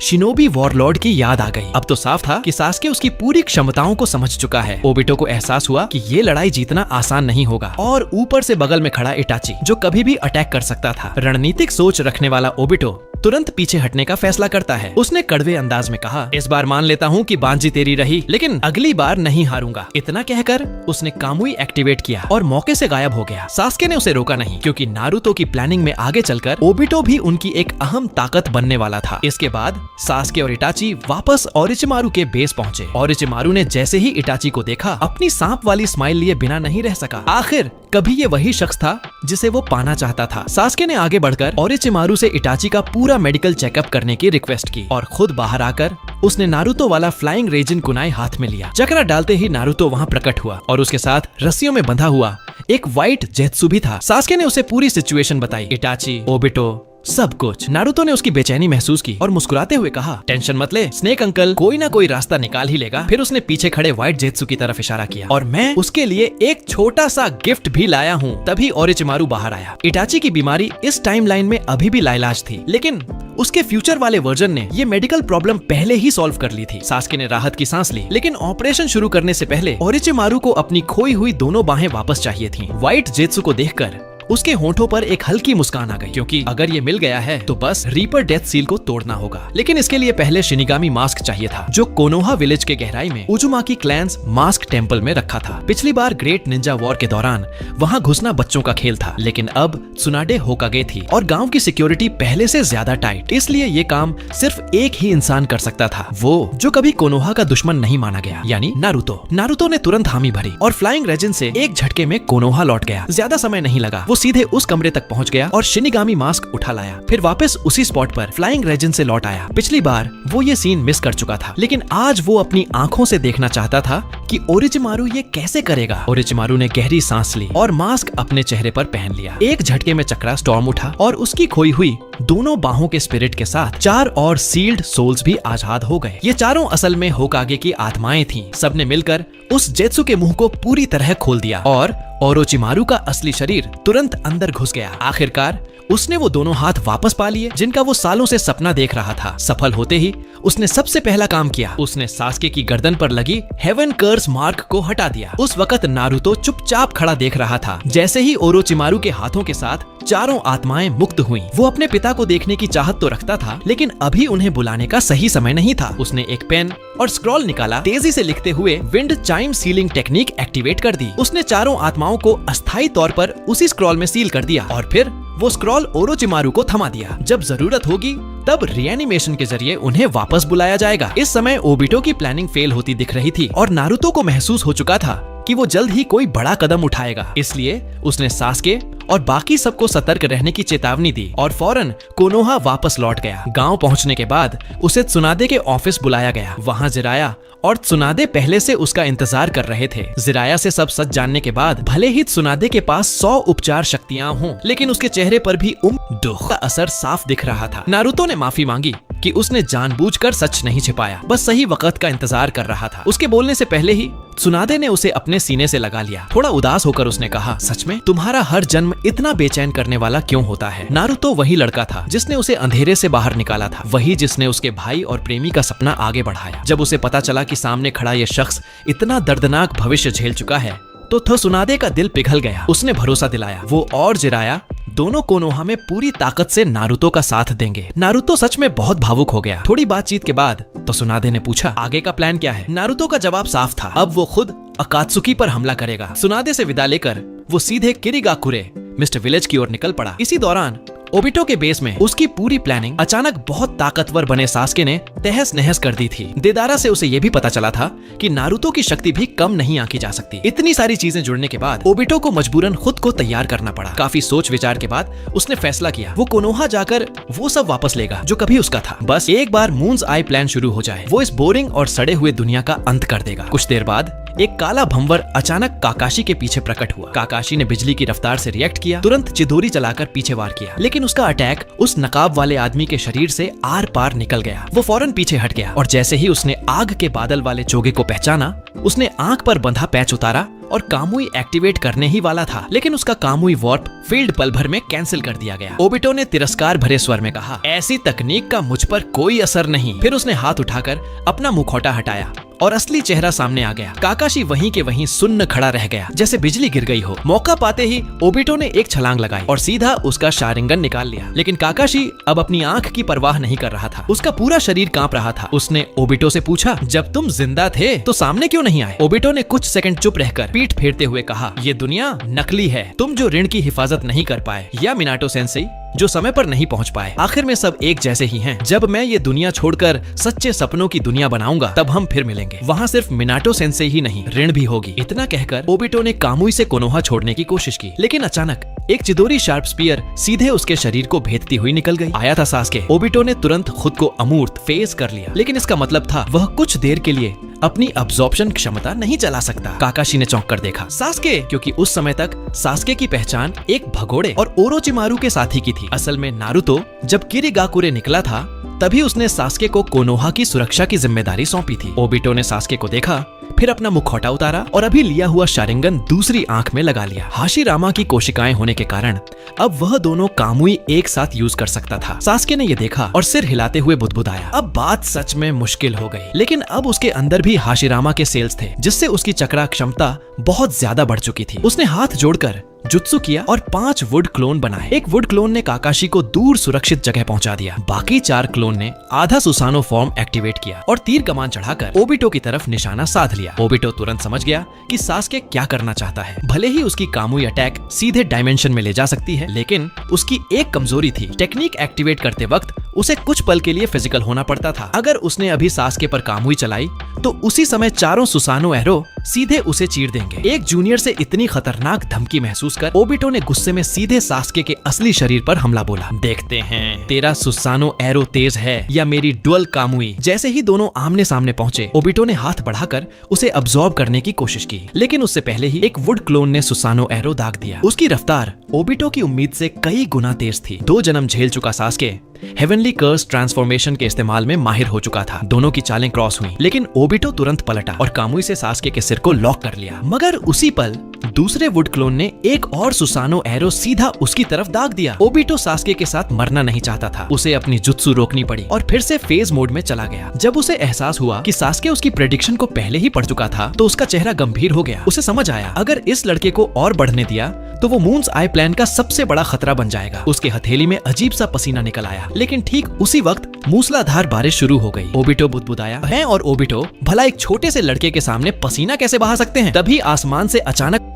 कुछो से नोजुत्सु की आवाज गूंजी। देखते ही देखते गामा बुंटा आसमान से गिरा और सीधा ओबिटो के खड़े होने की जगह पर आ धमका। कुछ ही देर में ओबिटो उसके नीचे से निकल आया और सामने खड़े शख्स को देखते ही चौंक गया। वो था मशहूर इंफॉर्मेशन स्पेशलिस्ट जिराया। उसे समझ आ गया कि आज यहाँ सास्के को खत्म करना मुमकिन नहीं। आसपास से कोनोहा के शिनोबी भी पहुंचने लगे, तो ओबिटो ने पीछे हटने का फैसला किया। उसने सबके खिलाफ power up version storm furious dance छोड़ा। सारे शिनोबी ने मिलकर वाटर शील्ड से उसका सामना किया। आग और पानी की टक्कर से हवा में घना भाप भर गया। ओबिटो ने इसी अफरा तफरी में खुद को समेटा और कोनोहा से निकल भागा। सास्के ने थककर सांस छोड़ी। वाकई ओबिटो जैसा बंदा संभालना हो तो बेहतरीन झेंजुत्सु वाला होकाजे नारुतो चाहिए। अचानक पीछे से किसी ने उसका नाम पुकारा। मुड़कर देखा, सामने उसकी पिछले जन्म की पत्नी साकुरा खड़ी थी। सालों बाद उसे देखकर सास्के का चेहरा भले शांत था, लेकिन दिल के अंदर गहरी हलचल थी। पर वो जानता था यह पुरानी भावनाओं में खोने का वक्त नहीं। उसने साकुरा को इशारा किया कि वो काकाशी की खोई हुई आंख का इलाज करे। फिर उसने बस एक लाइन कही, थैंक यू, और बिना रुके कोनोहा छोड़कर वापस ओरोचिमारू के बेस लौट गया। वापस पहुंचकर सास्के ने ओरोचिमारू और यामातो को कोनोहा में घटी हर बात बताई। साथ ही ओरोचिमारू से काकाशी की आंख ठीक करने का तरीका ढूंढने की विनती की। ओरोचिमारू ने सिर हिलाकर हामी भरी। फिर सास्के को ऊपर से नीचे तक देखा, कोई चोट नहीं थी। तब जाकर उसने चैन की सांस ली। इसी बीच अमेगाकुरे की झील के बीचों बीच नारुतो आखिरकार चुपके से गांव में दाखिल हो गया। जैसे ही उसने एक कदम अंदर रखा, पेन ने बारिश के जरिए उसकी मौजूदगी महसूस कर ली। उसने महसूस किया कि आने वाले शख्स की चक्रा बहुत बड़ी है। तुरंत उसने कोनान को कहा कि वो कागज में बदलकर जासूसी करे। नारुतो ने आसमान की तरफ देखा। अमेगाकुरे की बारिश रुक चुकी थी। उसे समझ आ गया, पेन ने कदम उठा लिया है। जल्द ही कोनान की पेपर बटरफ्लाइज को नारुतो मिल गया। उसने पेन को रिपोर्ट कर दी, यह तो 9 टेल्स का जिनचुरिकी है। पेन नारुतो के मकसद को नहीं जानता था, पर जब जिनचुरिकी खुद चलकर आ गया, उसे जाने देना बेवकूफी होती। उसने कोनान से कहा, पहले इसे रोक कर रखो, मैं तैयारी करके खुद बाहर आता हूँ पकड़ने। थोड़ी देर बाद हजारों कागजी तितलियां एक साथ जुटी और उनके बीच से कोनान का रूप बना। वह आसमान में एक फरिश्ते की तरह मंडरा रही थी। उसने पूछा, तुम यहाँ किस लिए आए हो? नारुतो ने साफ साफ कहा, मुझे पेन से मिलवाओ। मकसद समझते ही कोनान ने बिना देर किए कागजी हमला शुरू कर दिया। नारुतो ने हल्की हंसी के साथ बड़ा रासे नगन बना दिया। अटैक को तोड़ते हुए रासे नगन सीधे कोनान की तरफ बढ़ने लगा। वो अब बच नहीं सकती थी, लेकिन तभी नारुतो का रासे नगन अचानक सिकुड़ने लगा। नारुतो समझ गया कि ये जरूर पेन के प्रेटापाट की स्किल है। उसने रासे नगन हटाया और 2 कदम पीछे हो गया। अचानक एक बड़ा केकड़ा समन होकर उसके पैरों के नीचे से निकला और हमला किया। नारुतो की रिएक्शन स्पीड कमाल की थी। उसने पीछे से 2 चक्रा आर्म्स निकाले और उस केकड़े को पकड़ लिया। फिर एक हाथ से उसे चूर चूर कर दिया। ऊंचाई से लड़ाई देख रहे देवपाठ टेंडो पेन को सारा माजरा समझ आ गया। इसने तो 9 टेल्स की पावर पूरी तरह मास्टर कर ली है। तभी तो अकेला ही हमले के लिए अमेगाकुरे घुस आया। कुछ परछाइयां आसमान से गुजरी और 6 पाथ्स ऑफ पेन मैदान में उतर आए। पूरा पेन 6 पाथ्स स्क्वाड अब सामने था। नारुतो ने चारों तरफ नजर दौड़ाई। सामने मौजूद पेन में से एनिमल पाथ को छोड़कर बाकी सब वही थे जिनसे वो पिछले जन्म में कोनोहा में लड़ा था। हर पेन की एबिलिटी उसे हाथों की लकीरों की तरह याद थी। लड़ाई शुरू होने से पहले उसने सीधे देवपाठ से कहा, मुझे नागातो के असली शरीर तक ले चलो। ये सुनते ही देवपाठ गंभीर हो गया। उसने पूछा, तुम्हें पेन के राज के बारे में पता कहां से चला? नारुतो ने कुछ भी बताने से इनकार किया। तभी देवपाठ ने हाथ उठाया और चलाया। बांशो तेनिन यूनिवर्सल पुल। उसकी प्लानिंग साफ थी, नारुतो को पकड़कर ह्यूमन पाथ से उसकी यादें पढ़ लेगा। नारुतो ने चक्रा आर्म्स से एक चट्टान को पकड़कर खुद को रोका, पर बांशो तेनिन की ग्रेविटी बहुत ज्यादा थी। वो ज्यादा देर तक रुक नहीं पाया। चूंकि आसपास सिविलियन एरिया था, उसने रासेन शुरिकेन का इस्तेमाल नहीं किया, बल्कि हजारों शैडो क्लोन्स बनाकर अपने असली शरीर को खींचकर पीछे हटाया और आखिरकार उसने इस जुत्सु को न्यूट्रलाइज कर दिया। इतनी भारी ग्रेविटी महसूस करके नारुतो भी मान गया, यहाँ का पेन पिछले जन्म वाले पेन से कहीं ज्यादा ताकतवर है। और ये सच भी था, क्योंकि पिछले जन्म में पेन जब नारुतो से लड़ा था तब वो पहले से ही युद्ध से कमजोर हो चुका था। लेकिन ये वाला नारुतो भी पहले वाला सिर्फ सेज मोड सीखने वाला लड़का नहीं था, अब वो पूरी तरह तैयार शिनोबी था। अमेगाकुरे को कम से कम नुकसान पहुंचे, इसलिए उसने तय किया जल्दी खत्म करना होगा। नारुतो ने हैंड साइन बनाकर हजारों शैडो क्लोन्स तैयार किए और पेन को चारों तरफ से घेर लिया। हजारों नारुतो बनाम 6 पेन दृश्य इतना जबरदस्त था कि देव पाठ को छोड़कर बाकी पेन टिक ही नहीं पाए। बचे हुए क्लोन तुरंत टूट पड़े। ठीक उसी वक्त देव पाठ ने शिन्नरा टेंसेई ऑलमाइटी पुश छोड़ दिया। एक ही वार में सारे क्लोन उड़ गए। लेकिन तभी एक कुनाई उसके सामने आ गिरी। उस पर अजीब सा जुत्सु मार्क बना था। देव पाठ के माथे पर पसीना आ गया। ये तो फ्लाइंग राइजन का मार्क। वो कुछ समझ पाता उससे पहले ही नारुतो असली शरीर के साथ टेलीपोर्ट हो गया। अगले ही पल एक रासे नगन सीधे देव पाठ के सीने में धंस गया। यहीं से नारुतो ने एक एक करके सभी पेन को हरा दिया। उसने देव पाठ के सीने में लगी काली रॉड निकाली और उसे उल्टा इस्तेमाल करके नागातो का लोकेशन ट्रेस कर लिया। लोकेट करने के बाद उसने 9 टेल्स मोड हटाया, सिर्फ सेज मोड एक्टिव रखा और नागातो की तरफ दौड़ पड़ा। रास्ते में उसकी नजर उस पूरे इलाके पर पड़ी जहां अभी अभी खौफनाक जंग हुई थी। उसके चेहरे पर भारी भावनाएं साफ झलक रही थीं। नारुतो का चेहरा गंभीर हो गया। पिछले जन्म में उसने अपने शिक्षकों से वादा किया था कि होकागे बनने के बाद वो कोनोहा में हमेशा के लिए शांति लेकर आएगा। लेकिन जब वह सच में होकागे बना, कोनोहा को कभी असली शांति नसीब नहीं हुई, बल्कि वो दोबारा से अकात्सुकी का बेस बन गया और हालात और भी बुरे हो गए। नारुतो उस हमेशा रोते हुए गांव को देखकर मन ही मन बोला, ये कर्ज मैंने छोड़ा था, इस बार मैं इसे दोगुना चुका कर जाऊंगा। कुछ देर बाद वो अकेले ही नागातो के सामने पहुंच गया। दोनों चाइल्ड ऑफ प्रोफेसी आखिरकार फिर आमने सामने थे। कोनन तुरंत घबराकर नागातो के सामने आकर खड़ी हो गई, पर नागातो ने उसे पीछे हटने को कहा। असल में वो भी नारुतो से बात करना चाहता था, क्योंकि वही पहला इंसान था जिसने आसानी से पेन के 6 पार्ट्स को हरा दिया था। पहले की तरह नागातो ने अपने 2 बड़े दर्द नारुतो के सामने रखे। नारुतो ने सुनकर हामी भरी और नागातो के शांति के नजरिए को समझा। वो बोला, पहले मुझे लगता था कि लोग बस एक दूसरे को समझ लें तो असली शांति अपने आप आ जाएगी, लेकिन जब उस क्लैन ने हमला किया तब समझ आया कि बिना ताकत के शांति रेत पर बने मकान जैसी होती है। लेकिन गुरुजी, जो दर्द आपने झेला वो सब दरअसल किसी एक इंसान की रची हुई साजिश थी। ये सुनकर नागातो की आंखों में तेज हलचल हुई। नारुतो आगे बोला, सबसे पहले रिनेगन तुम्हारी शक्ति नहीं थी, उस असली आंखों का मालिक था उचिहा मादारा, कोनोहा के संस्थापकों में से एक। ये सुनकर नागातो के कई सालों की आस्था हिल गई। वो इसे मानने को तैयार नहीं था। अचानक एक काला रॉड उसके नीचे की मशीन से निकलकर सीधे नारुतो की ओर चला गया। नारुतो ने न तो बचने की कोशिश की, न ही कोई जुत्सु किया। उसने रॉड को अपने शरीर में घुसने दिया। नागातो ने नजदीक से उसे कंट्रोल करने की कोशिश की, लेकिन नारुतो वहीं खड़ा रहा, शांत। उसके भीतर सील्ड 9 टेल्स की दहाड़ उठी, लेकिन नारुतो ने कहा, कुरामा शांत रह, मैं संभाल लूंगा। उसने नागातो का कंट्रोल झेलते हुए काला रॉड निकाल फेंका, आगे बढ़ा और मुट्ठी आगे करते हुए बोला, मुझसे फिस्ट बम्प करो, फिर सब समझ आ जाएगा। नारुतो की आंखों में अटल भरोसा देखकर नागातो को याहिको याद आ गया। उसने कोनन की तरफ देखा। दोनों समझ गए कि अगर नारुतो इतनी करीब से उनकी पकड़ से निकल सकता है तो अभी वो किसी भी हालत में उसका मुकाबला नहीं कर सकते। उन्हें भरोसा था कि नारुतो अब कोई चाल नहीं चलेगा। एक दूसरे की नीयत समझने के बाद नागातो और कोनन दोनों ने नारुतो के साथ फिस्ट बम्प किया। जैसे ही मुट्ठियां टकराईं, नारुतो की पिछली सारी यादें आध्यात्मिक रूप से उनके मन में बहने लगीं। सब देखने के बाद नागातो और कोनन का दिल लंबे समय तक शांत नहीं हो पाया। उन्हें समझ आ गया कि यादें भले नकली बनाई जा सकती हैं, लेकिन बॉन्ड कभी नकली नहीं हो सकता। यहीं से दोनों ने नारुतो पर भरोसा करना शुरू कर दिया। उन्होंने सोचा भी नहीं था कि ऐसा भविष्य भी हो सकता है। अंत में नागातो ने पिछली बार की तरह ही वही फैसला लिया। उसने नारुतो पर भरोसा करते हुए शांति का भविष्य उसकी झोली में डाल दिया। लेकिन नारुतो ने मुस्कुराते हुए सिर हिलाया और नागातो से कहा, हाथ फिर से आगे बढ़ाओ। जैसे ही दोनों की हथेलियां दोबारा टकराईं, नागातो के सफेद बाल धीरे धीरे वापस अपने पुराने लाल रंग में बदलने लगे। कमजोर शरीर भी फिर से तंदुरुस्त हो गया। अचानक हुए इस बदलाव से नागातो हैरान रह गया। उसने पूछा, ये हुआ कैसे? नारुतो हंसते हुए बोला, चक्रा नाम की चीज की कोई कमी नहीं है मेरे पास, और आगे चलकर मुझे नागातो की मदद की बहुत जरूरत पड़ेगी, तो सबसे पहले उनका शरीर ठीक करना ही मेरा फर्ज था। हालांकि नागातो ने नारुतो का चक्रा लेकर अपनी हालत तो सुधार ली, लेकिन हांजो के हमले में जो उसकी दोनों टांगें उड़ गई थीं, वो अभी भी पूरी तरह ठीक नहीं हो सकी। इसीलिए नारुतो ने फैसला किया कि वो फ्लाइंग राइजिन से नागातो को चुपके से कोनोहा ले जाएगा और फिर तसुनादे से उनका इलाज करवाएगा। कोनन ये सुनकर खुश हो गई। उसे ख्याल आया कि अब वो नागातो के साथ मिलकर शिनरा टेंसी और बंशो तेनिन और भी अच्छे से प्रैक्टिस कर पाएगी। उसने कागज से एक फूल बनाया और नारुतो को थमाते हुए कहा, अब से मैं भी उस शांति के सपने का हिस्सा हूँ। नारुतो ने मुस्कुराते हुए उसे स्वीकार कर लिया, लेकिन जैसे ही वो नागातो को लेकर वापस उड़ने ही वाला था, नागातो अचानक गंभीर हो गया। उसने महसूस किया कि किसी ने उसकी लगाई हुई सीलिंग बैरियर तोड़ दी है। ये चक्रा बिल्कुल ओबितो जैसा है, वही नकाबपोश। क्योंकि नागातो पहले ही नारुतो की यादें देख चुका था, तो उसे पता था कि वो आदमी मादारा नहीं बल्कि ओबितो है। नारुतो ने बस हल्की सी मुस्कान दी। वो पहले ही अमेगाकुरे में दाखिल होते वक्त छुपे हुए जेत्सु पर नजर डाल चुका था। उसे अंदाजा था कि ओबितो जैसा शकी इंसान खुद जरूर देखने आएगा कि आखिर नाइन टेल जिंचुरिकी यहाँ क्या कर रहा है। नारुतो ने नागातो और कोनन को आराम करने को कहा, बाकी मुझ पर छोड़ दो। एक सुनहरी चमक के साथ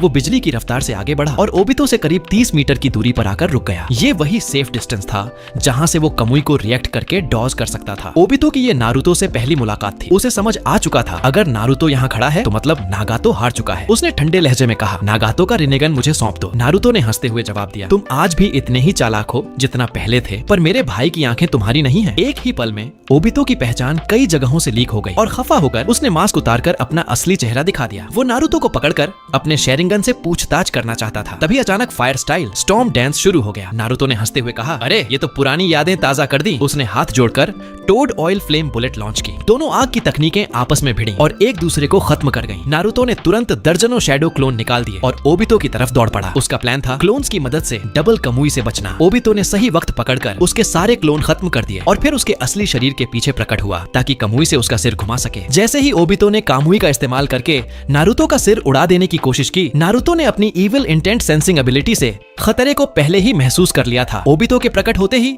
वो तुरंत दूसरी दिशा में फ्लाइंग राइजन से फ्लैश हो गया। ओबितो ने जब नारुतो की पीठ देखी जो अभी अभी फ्लाइंग राइजन से गायब हुआ था, तो एक पल के लिए उसे अपने पुराने सेंसी मिनाटो की झलक दिखाई दी। नारुतो लगातार दर्जनों शैडो क्लोन को एक्टिव रखे हुए था, जिससे ओबितो की दोनों कामुई अटैक उसे सही से लॉक नहीं कर पा रही थीं। उसे उम्मीद नहीं थी कि ये लड़का 10 टेल से लड़ने की स्ट्रेटजी इतनी गहराई से जानता होगा। अब उसके पास कोई चारा नहीं बचा था। ओबितो ने एक हाथ जमीन पर रखा और रेन फ्लेम बैरियर को एक्टिव कर दिया। साथ ही काले निशान लाल रंग की बैरियर की बाहरी दीवार पर फैलने लगे। ये वही नई तकनीक थी जो उसने दोनों आंखें हासिल करने के बाद बनाई थी। नारुतो को तुरंत एहसास हुआ कि उसकी फ्लाइंग राइजन से बाहरी दुनिया की कनेक्शन पूरी तरह कट चुकी है। वो अब जाल में फंसा हुआ था, एक मटके में मछली की तरह। कुरामा ने उसे फौरन कहा, चलो नाइन टेल्स पावर से इस बैरियर को तोड़ दो। लेकिन नारुतो उस वक्त हिडन रेन विलेज के अंदर था। अगर उसने कुरामा की ताकत छोड़ी तो पूरा गांव तबाह हो जाता। इसलिए उसने कुरामा की बात नहीं मानी, बल्कि सेज मोड को ऑन किया और बैरियर के अंदर दर्जनों फ्लाइंग राइजन कुनाई फेंक दिए। ओबितो की नजर थोड़ी संकुचित हुई। भले ही उसकी कामुई स्पीड अब सासुके से हुई पिछली लड़ाई से कहीं तेज थी, लेकिन सिर्फ आंखों के भरोसे फ्लाइंग राइजन और नाइन टेल्स मोड वाले नारुतो को पकड़ पाना आसान नहीं था। अब उसने ठान लिया, चलो इस बच्चे को मेरी असली आंखों की ताकत दिखाते हैं। एक ग्रे रंग की चक्रा ऑनरा उसके शरीर से फूटने लगी, जो आखिरकार ग्रे सुसानो के रूप में बदल गई। आमतौर पर सुसानो का रंग उसके यूजर की पर्सनैलिटी पर निर्भर करता है। जैसे कभी काकाशी ने अपनी दोनों कामुई से ब्लू सुसानो खोला था, पर ओबितो जिसने अपनी आत्मा खो दी थी अब पूरी तरह अंधकार में डूब चुका था। उसका सुसानो भी उसी की तरह ठंडा और ग्रे था। दो विशाल शूरिकेन उसके सुसानो के हाथों में प्रकट हुए। नारुतो का चेहरा गंभीर हो गया। ये वही कामुई शूरिकेन थी जो पहले काकाशी ने मादारा से लड़ाई में इस्तेमाल की थी। ऐसी अटैक जिसे रोका नहीं जा सकता और जो अपने टारगेट को ट्रैक करती रहती है। अगर कोई इससे टकरा जाए तो वो सीधा कामुई डायमेंशन में खिंच जाता है। ओबितो ने वो कामुई शूरिकेन नारुतो की तरफ फेंकी। नारुतो पूरी स्पीड में फ्लाइंग राइजन के साथ एक क्लोज्ड बैरियर के अंदर इधर उधर मूव करने लगा, लेकिन चाहे वो कितना भी डॉज करे, वो कामुई शूरिकेन लगातार दिशा बदलकर उसी की तरफ लौट आती थी। ओबितो हंस पड़ा, बेकार की कोशिश है। ये शूरिकेन तब तक पीछा करेगी जब तक निशाने पर नहीं लग जाती। शूरिकेन और करीब आ रही थी। नारुतो के अंदर बेचैनी बढ़ने लगी। उसने आखिरी दांव खेला, अपने हाथों में एक कंप्रेस्ड रासेंगन बनाया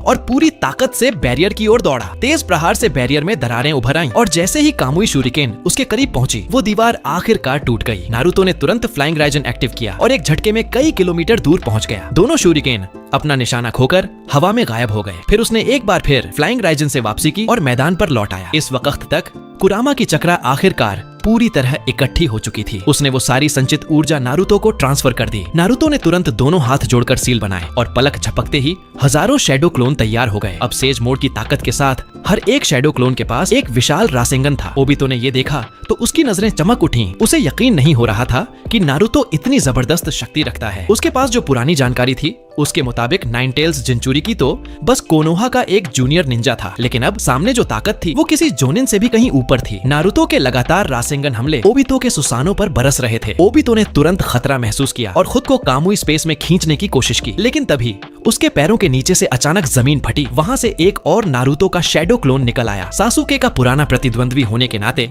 नारुतो को अच्छी तरह पता था कि सुसानो की असली कमजोरी उसके पैरों के नीचे होती है। अचानक हुए इस अटैक से ओबितो को ट्रांसफर रद्द करके मजबूरन फेज मोड में जाना पड़ा। अब दोनों के बीच एक सहन शक्ति की लड़ाई शुरू हो गई। नारुतो देखना चाहता था कि पहले कौन थकता है, ओबितो की फेज क्षमता या उसका चक्रा रिजर्व। नारुतो के हमले लगातार ओबितो के शरीर से आर पार जा रहे थे, मगर वो रुक नहीं रहा था। करीब 10 मिनट बाद ओबितो की फेज टाइम लिमिट आखिरकार खत्म हो गई। इस बार रासेंगन पूरी ताकत से उसके सीने पर लगा। ओबितो घुटनों के बल समुद्र की सतह पर गिर पड़ा, तेज सांसें लेते हुए। पहली बार मिलते ही नारुतो उसकी हर चाल को ऐसे समझ रहा था जैसे वो उसके दिमाग में झांक रहा हो। उसकी हर तकनीक सीधे सीधे ओबितो की ताकतों को काउंटर कर रही थी। वो मानने को तैयार नहीं था कि ये लड़का बस 16 साल का है। लगातार फेज मोड और कामुई के इस्तेमाल ने उसकी दोनों आंखों की शक्ति को पूरी तरह थका दिया था। इसी बीच नारुतो का असली शरीर धीरे धीरे उसके सामने आया। ओबितो एक आखिरी कोशिश करना चाहता था, एक आंख की कुर्बानी देकर अपना इज़्ज़ानागी एक्टिव करने की सोच ही रहा था कि तभी अचानक सैकड़ों चमकदार तितलियां हवा में घुलने लगीं और उनके बीच से एक परिचित आकृति बनी, कोनन की। उसने हाथ झटका और पूरा समुद्र उसके सामने अनगिनत एक्सप्लोसिव टैग्स में बदल गया। ओबितो ने वो नजारा देखा तो ठिठक गया। इतनी बड़ी मात्रा कि धमाका कम से कम 10 मिनट तक चलता रहे। भले ही वो इज़्ज़ानागी इस्तेमाल करे, जीत की कोई उम्मीद नहीं बचती। उसका चेहरा सख्त हुआ, जबकि कोनन के होठों पर एक ठंडी मुस्कान थी। कभी वो ओबितो के हाथों मरी थी, आज आखिरकार उसे बदला मिल गया था। नारुतो ने शांत स्वर में कहा, अब बस करो ओबितो, अगर फिर कभी लड़ना चाहो मैं हमेशा तैयार हूँ। ओबितो ने थोड़ी देर सोचा, फिर भारी सांस लेते हुए बोला, ठीक है, ये लड़ाई तुम जीत गए, लेकिन अगली बार तुम्हें अपने आज के फैसले पर पछतावा होगा। इतना कहकर वो थके हुए कदमों से पीछे हटा और एक पल में हिडन रेन की धुंध में गायब हो गया। नारुतो ने गहरी सांस ली। ओबितो से लड़ना सच में एक पल के लिए भी ढीला पड़ने नहीं देता। वो जानता था वो उसे दुश्मन से दोस्त बनाना चाहता है, मगर अभी के लिए ये टकराव दोनों की शक्ति बढ़ाने का सबसे तेज रास्ता। इसके बाद नारुतो कोनन के साथ नागाटो के पास लौट आया। उसने अपने गुरु माता को बताया कि वो आगे क्या करना चाहता है, पूरे निंजा वर्ल्ड को एकजुट करना, जिसमें अमेगा कुरे भी शामिल हो। ओत्सुत्सुकी कबीले से लड़ने का मौका सिर्फ एक बार मिलेगा और वो चाहता था कि इस बार नागाटो और कोनन पूरी ताकत से उसका साथ दें। दोनों ने भरोसा दिलाया, अमेगा कुरे हमेशा तुम्हारे साथ रहेगा। नारुतो। ये सुनकर नारुतो के दिल में गहरी भावनाएं उमड़ आईं। रुखसती से पहले उसने नागाटो को एक फ्लाइंग राइजन कुनाई दी, जिसमें चक्रा डालते ही वो तुरंत वहां पहुंच सक। विदा लेने के बाद वो फ्लाइंग राइजन से कोनोहा लौटने ही वाला था, पर उसे याद आया पिछली जिंदगी में इसी समय वो अमर जोड़ी काकुजू और हिदान के प्रकट होने का वक्त था। उन दोनों को वो इस जन्म में अपनी टीम में शामिल करना चाहता था, क्योंकि आने वाले युद्धों के लिए उसे न सिर्फ ताकत बल्कि पैसों की भी जरूरत थी, और काकुजू की धन कमाने की कला तथा हिदान की अमृता दोनों ही उसके मिशन के लिए परफेक्ट थे। अनावश्यक टकराव से बचने के लिए नारुतो ने खुद उन्हें ढूंढने का फैसला किया। वो ऊंचाई पर बैठकर सेज मोड में गया और कुछ ही देर में उन्हें महसूस कर लिया। फायर टेम्पल के पास कोनोहा की सीमा पर वहां नारुतो ने देखा काकुजू और हिदान ने अभी अभी चिड़िकू को मार गिराया था। हिदान के पैरों के नीचे वो अजीब सा रिचुअल सर्कल बना हुआ था। उसे देखकर नारुतो को अपनी पिछली जिंदगी की याद आई, जब असुमा सेंसेई ने अपनी जान देकर यही सीखा था कि हिदान को कभी भी अपना खून नहीं देना चाहिए। अब की बार नारुतो जानता था कि बिना चोट खाए भी वो इन दोनों को हरा सकता है, लेकिन उसका मकसद उन्हें हराना नहीं बल्कि उन्हें अपने साथ जोड़ना था। इसलिए उसने दिमाग से खेलने की सोची। उसने क्यूबी मोड हटाकर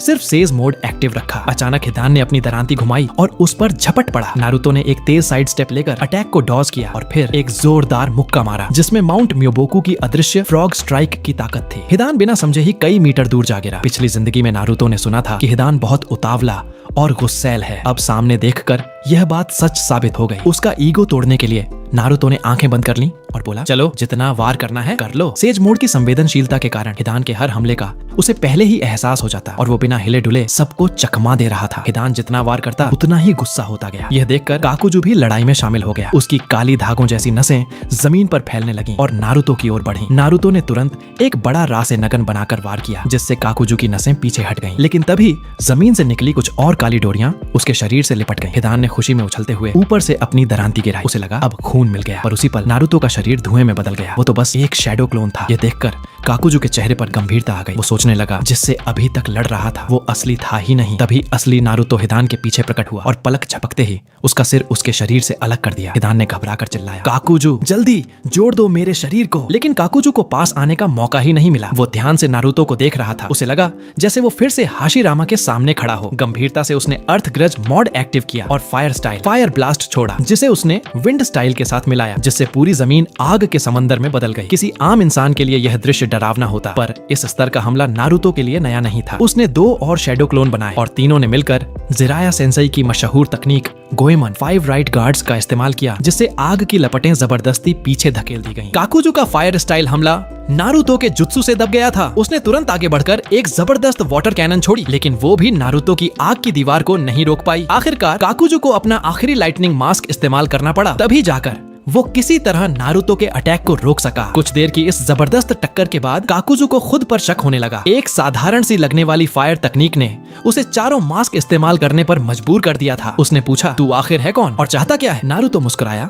और बोला, मेरा नाम है उजुमाकी नारुतो, भविष्य का 7वां होकागे। उसने कहा कि उसके पास एक ऐसा मंच है जहां काकुजू अपनी धन कमाने की कला को और भी बड़ा रूप दे सकता है। जैसे ही काकुजू ने पैसे शब्द सुना, उसकी आंखों में चमक आ गई। नारुतो बोला, मुझे तुम्हें भविष्य में बनने वाले शिनोबी अलायंस के वित्त विभाग की जिम्मेदारी देनी है और उसके बदले में मैं तुम्हें तुम्हारे मौजूदा संगठन से 2 गुनी सैलरी दूंगा। यह सुनते ही काकुजू का शरीर कांप उठा, फिर जोर जोर से हंसने लगा। दिन के उजाले में सपने देख रहे हो क्या? उसने तुरंत अर्थ स्टाइल हार्डनिंग जुत्सु एक्टिव किया और पूरी ताकत से मुक्का मारा। नारुतो वहीं खड़ा रहा, ना उसने बचने की कोशिश की, न डिफेंड करने की। बस हाथ उठाकर काकुजू का मुक्का रोक लिया और बाईं हाथ से उसकी बाह को पकड़ लिया। दूसरे हाथ में उसने बड़ा रासे नगन तैयार किया, जो सीधा काकुजू को लगा और उसे उड़ा दिया। हारकर जमीन पर पड़े काकुजू के दिल में झंझावात उठ रहे थे। उसे साफ महसूस हो गया कि नारुतो ने अपनी पूरी ताकत का इस्तेमाल तक नहीं किया। फिर भी वो और हिदान दोनों मिलकर कुछ नहीं कर पाए। उसने भारी सांस लेते हुए पूछा, तू आखिर है कौन? नारुतो हल्की मुस्कान के साथ बोला, अगर जानना है तो अमेगा कुरे जाकर कोनन से मिलो। ये सुनते ही काकुजू हिल गया, क्योंकि नारुतो को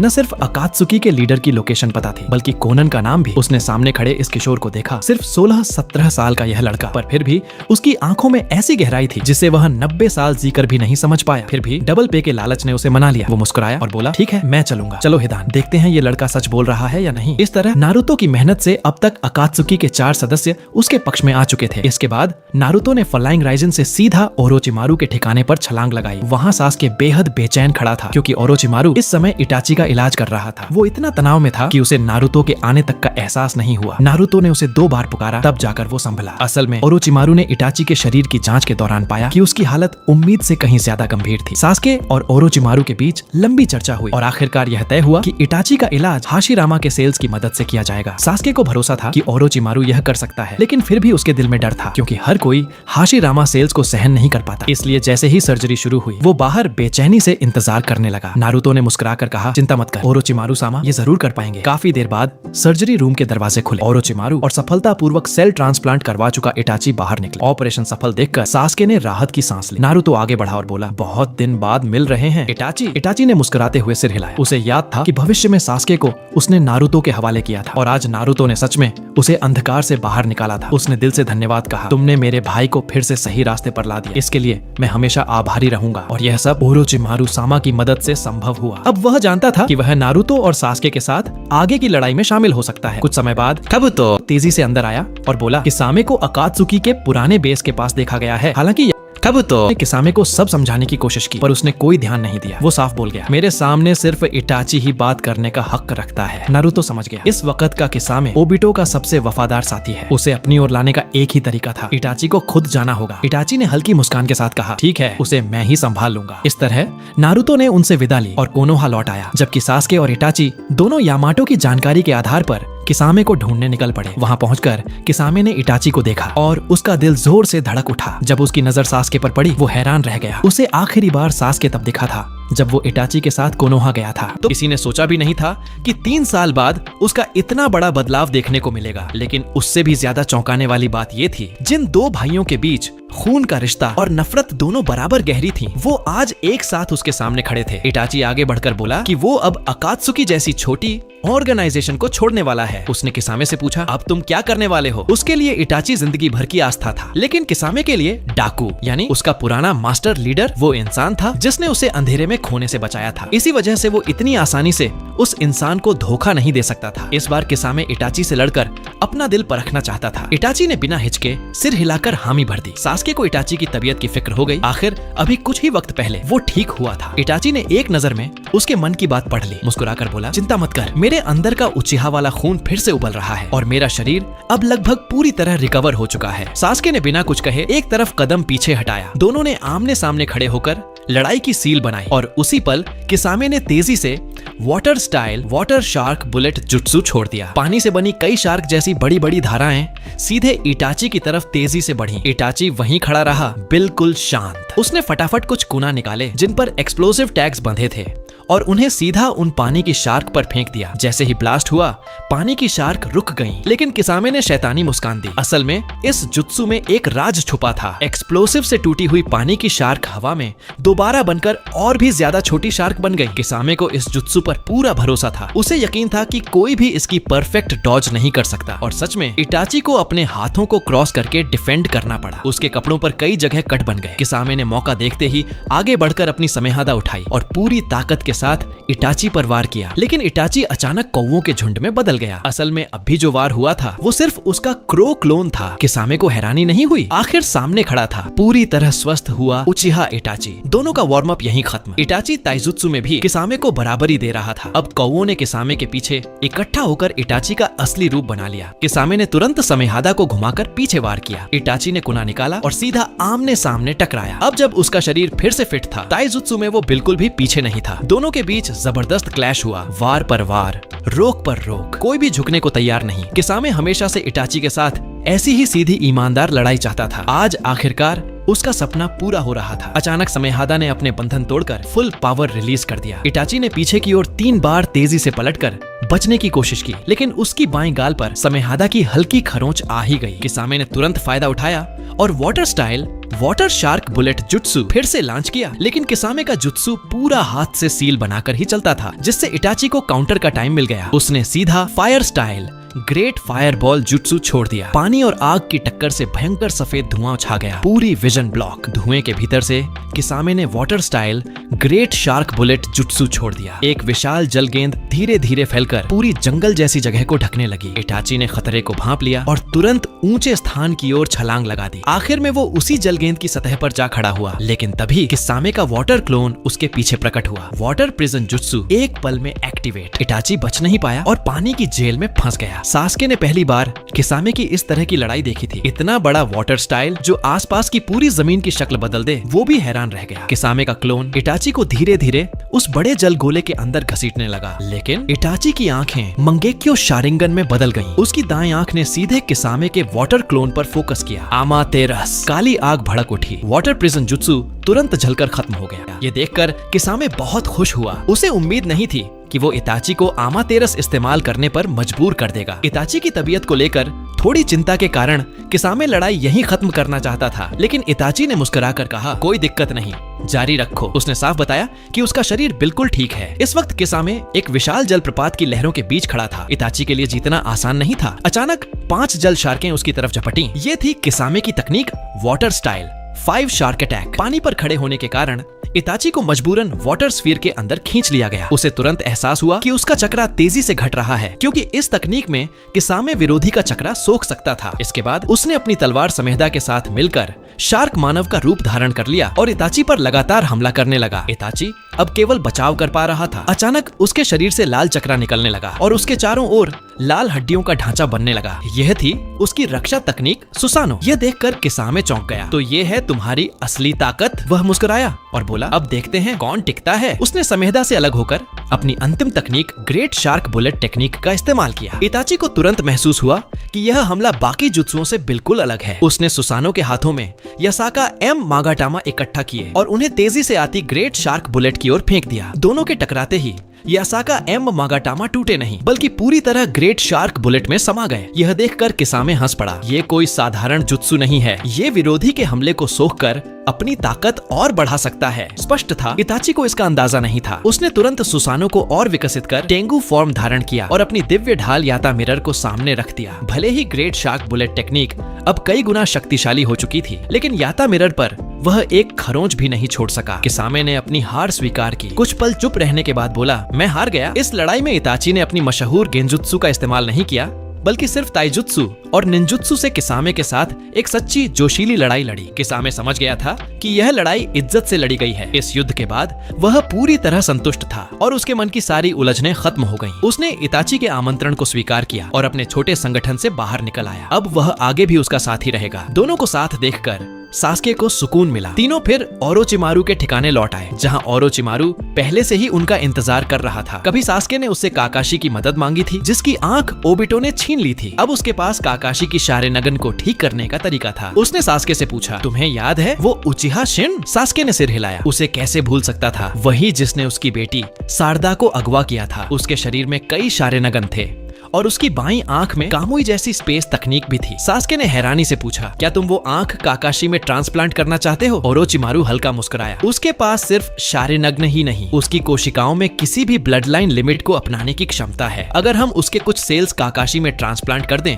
तो उसकी आंख के न बंद हो पाने की समस्या हमेशा के लिए खत्म हो जाएगी। ये सुनकर सास्के हल्का सा मुस्कुराया। उसने इताची से कहा कि किसामे का ध्यान रखे और खुद ओरोचिमारू के साथ शिन के ठिकाने की ओर निकल पड़ा। रास्ते में पुराने गुरु शिष्य के बीच ज्यादा बात नहीं हुई। पीछे से ओरोचिमारू ने देखा, जिस शरीर की उसने कभी ख्वाहिश की थी वो अब और भी मजबूत होकर उसके आगे चल रहा था और अब सास्के और नारुतो के साथ मिलकर मानव जगत को बचाने जा रहा है। वो मुस्कुराया और बोला, जिंदगी वाकई दिलचस्प है। तुम्हें क्या लगता है, इस बार हम कामयाब होंगे? सास्के ने आत्मविश्वास से कहा, जरूर होंगे। ओरोचिमारू हल्के से मुस्कुराया। उसे महसूस हुआ कि सास्के की वो हवा अब और भी ताकतवर हो गई है। कई घंटे बाद दोनों शिन के ठिकाने पर पहुंचे। सास्के को उम्मीद थी कि शायद उन्हें एक लड़ाई लड़नी पड़ेगी, लेकिन शिन ने ओरोचिमारू को देखते ही घुटनों पर झुककर प्रणाम किया। ओरोचिमारू ने आने का कारण समझाया और शिन ने बिना किसी हिचक के अपनी शारेनगन आंख और कोशिकाएं उन्हें सौंप दी। सास्के ने अपनी कुसानागी तलवार म्यान में रखते हुए ठंडी सांस ली। लगता है शिप्पुडेन के समय की तरह तू अब भी अपने प्रयोगों के लिए भगवान बना हुआ है। जो कुछ चाहिए था अब सब मिल चुका था, बस काकाशी बाकी था। सास्के ने ओरोचिमारू से कहा कि वो पहले बेस पर लौट जाए, जबकि वो खुद काकाशी को लाने कोनोहा जाएगा। जल्द ही वो कोनोहा के गेट पर पहुंचा। चूंकि वो अब भी द्रोही निंजा की लिस्ट में था, इसलिए उसने सीधे प्रवेश नहीं किया। उसने ट्रांसफॉर्मेशन जुत्सु का इस्तेमाल किया और गाँव में प्रवेश किया। अंदर पहुँचते ही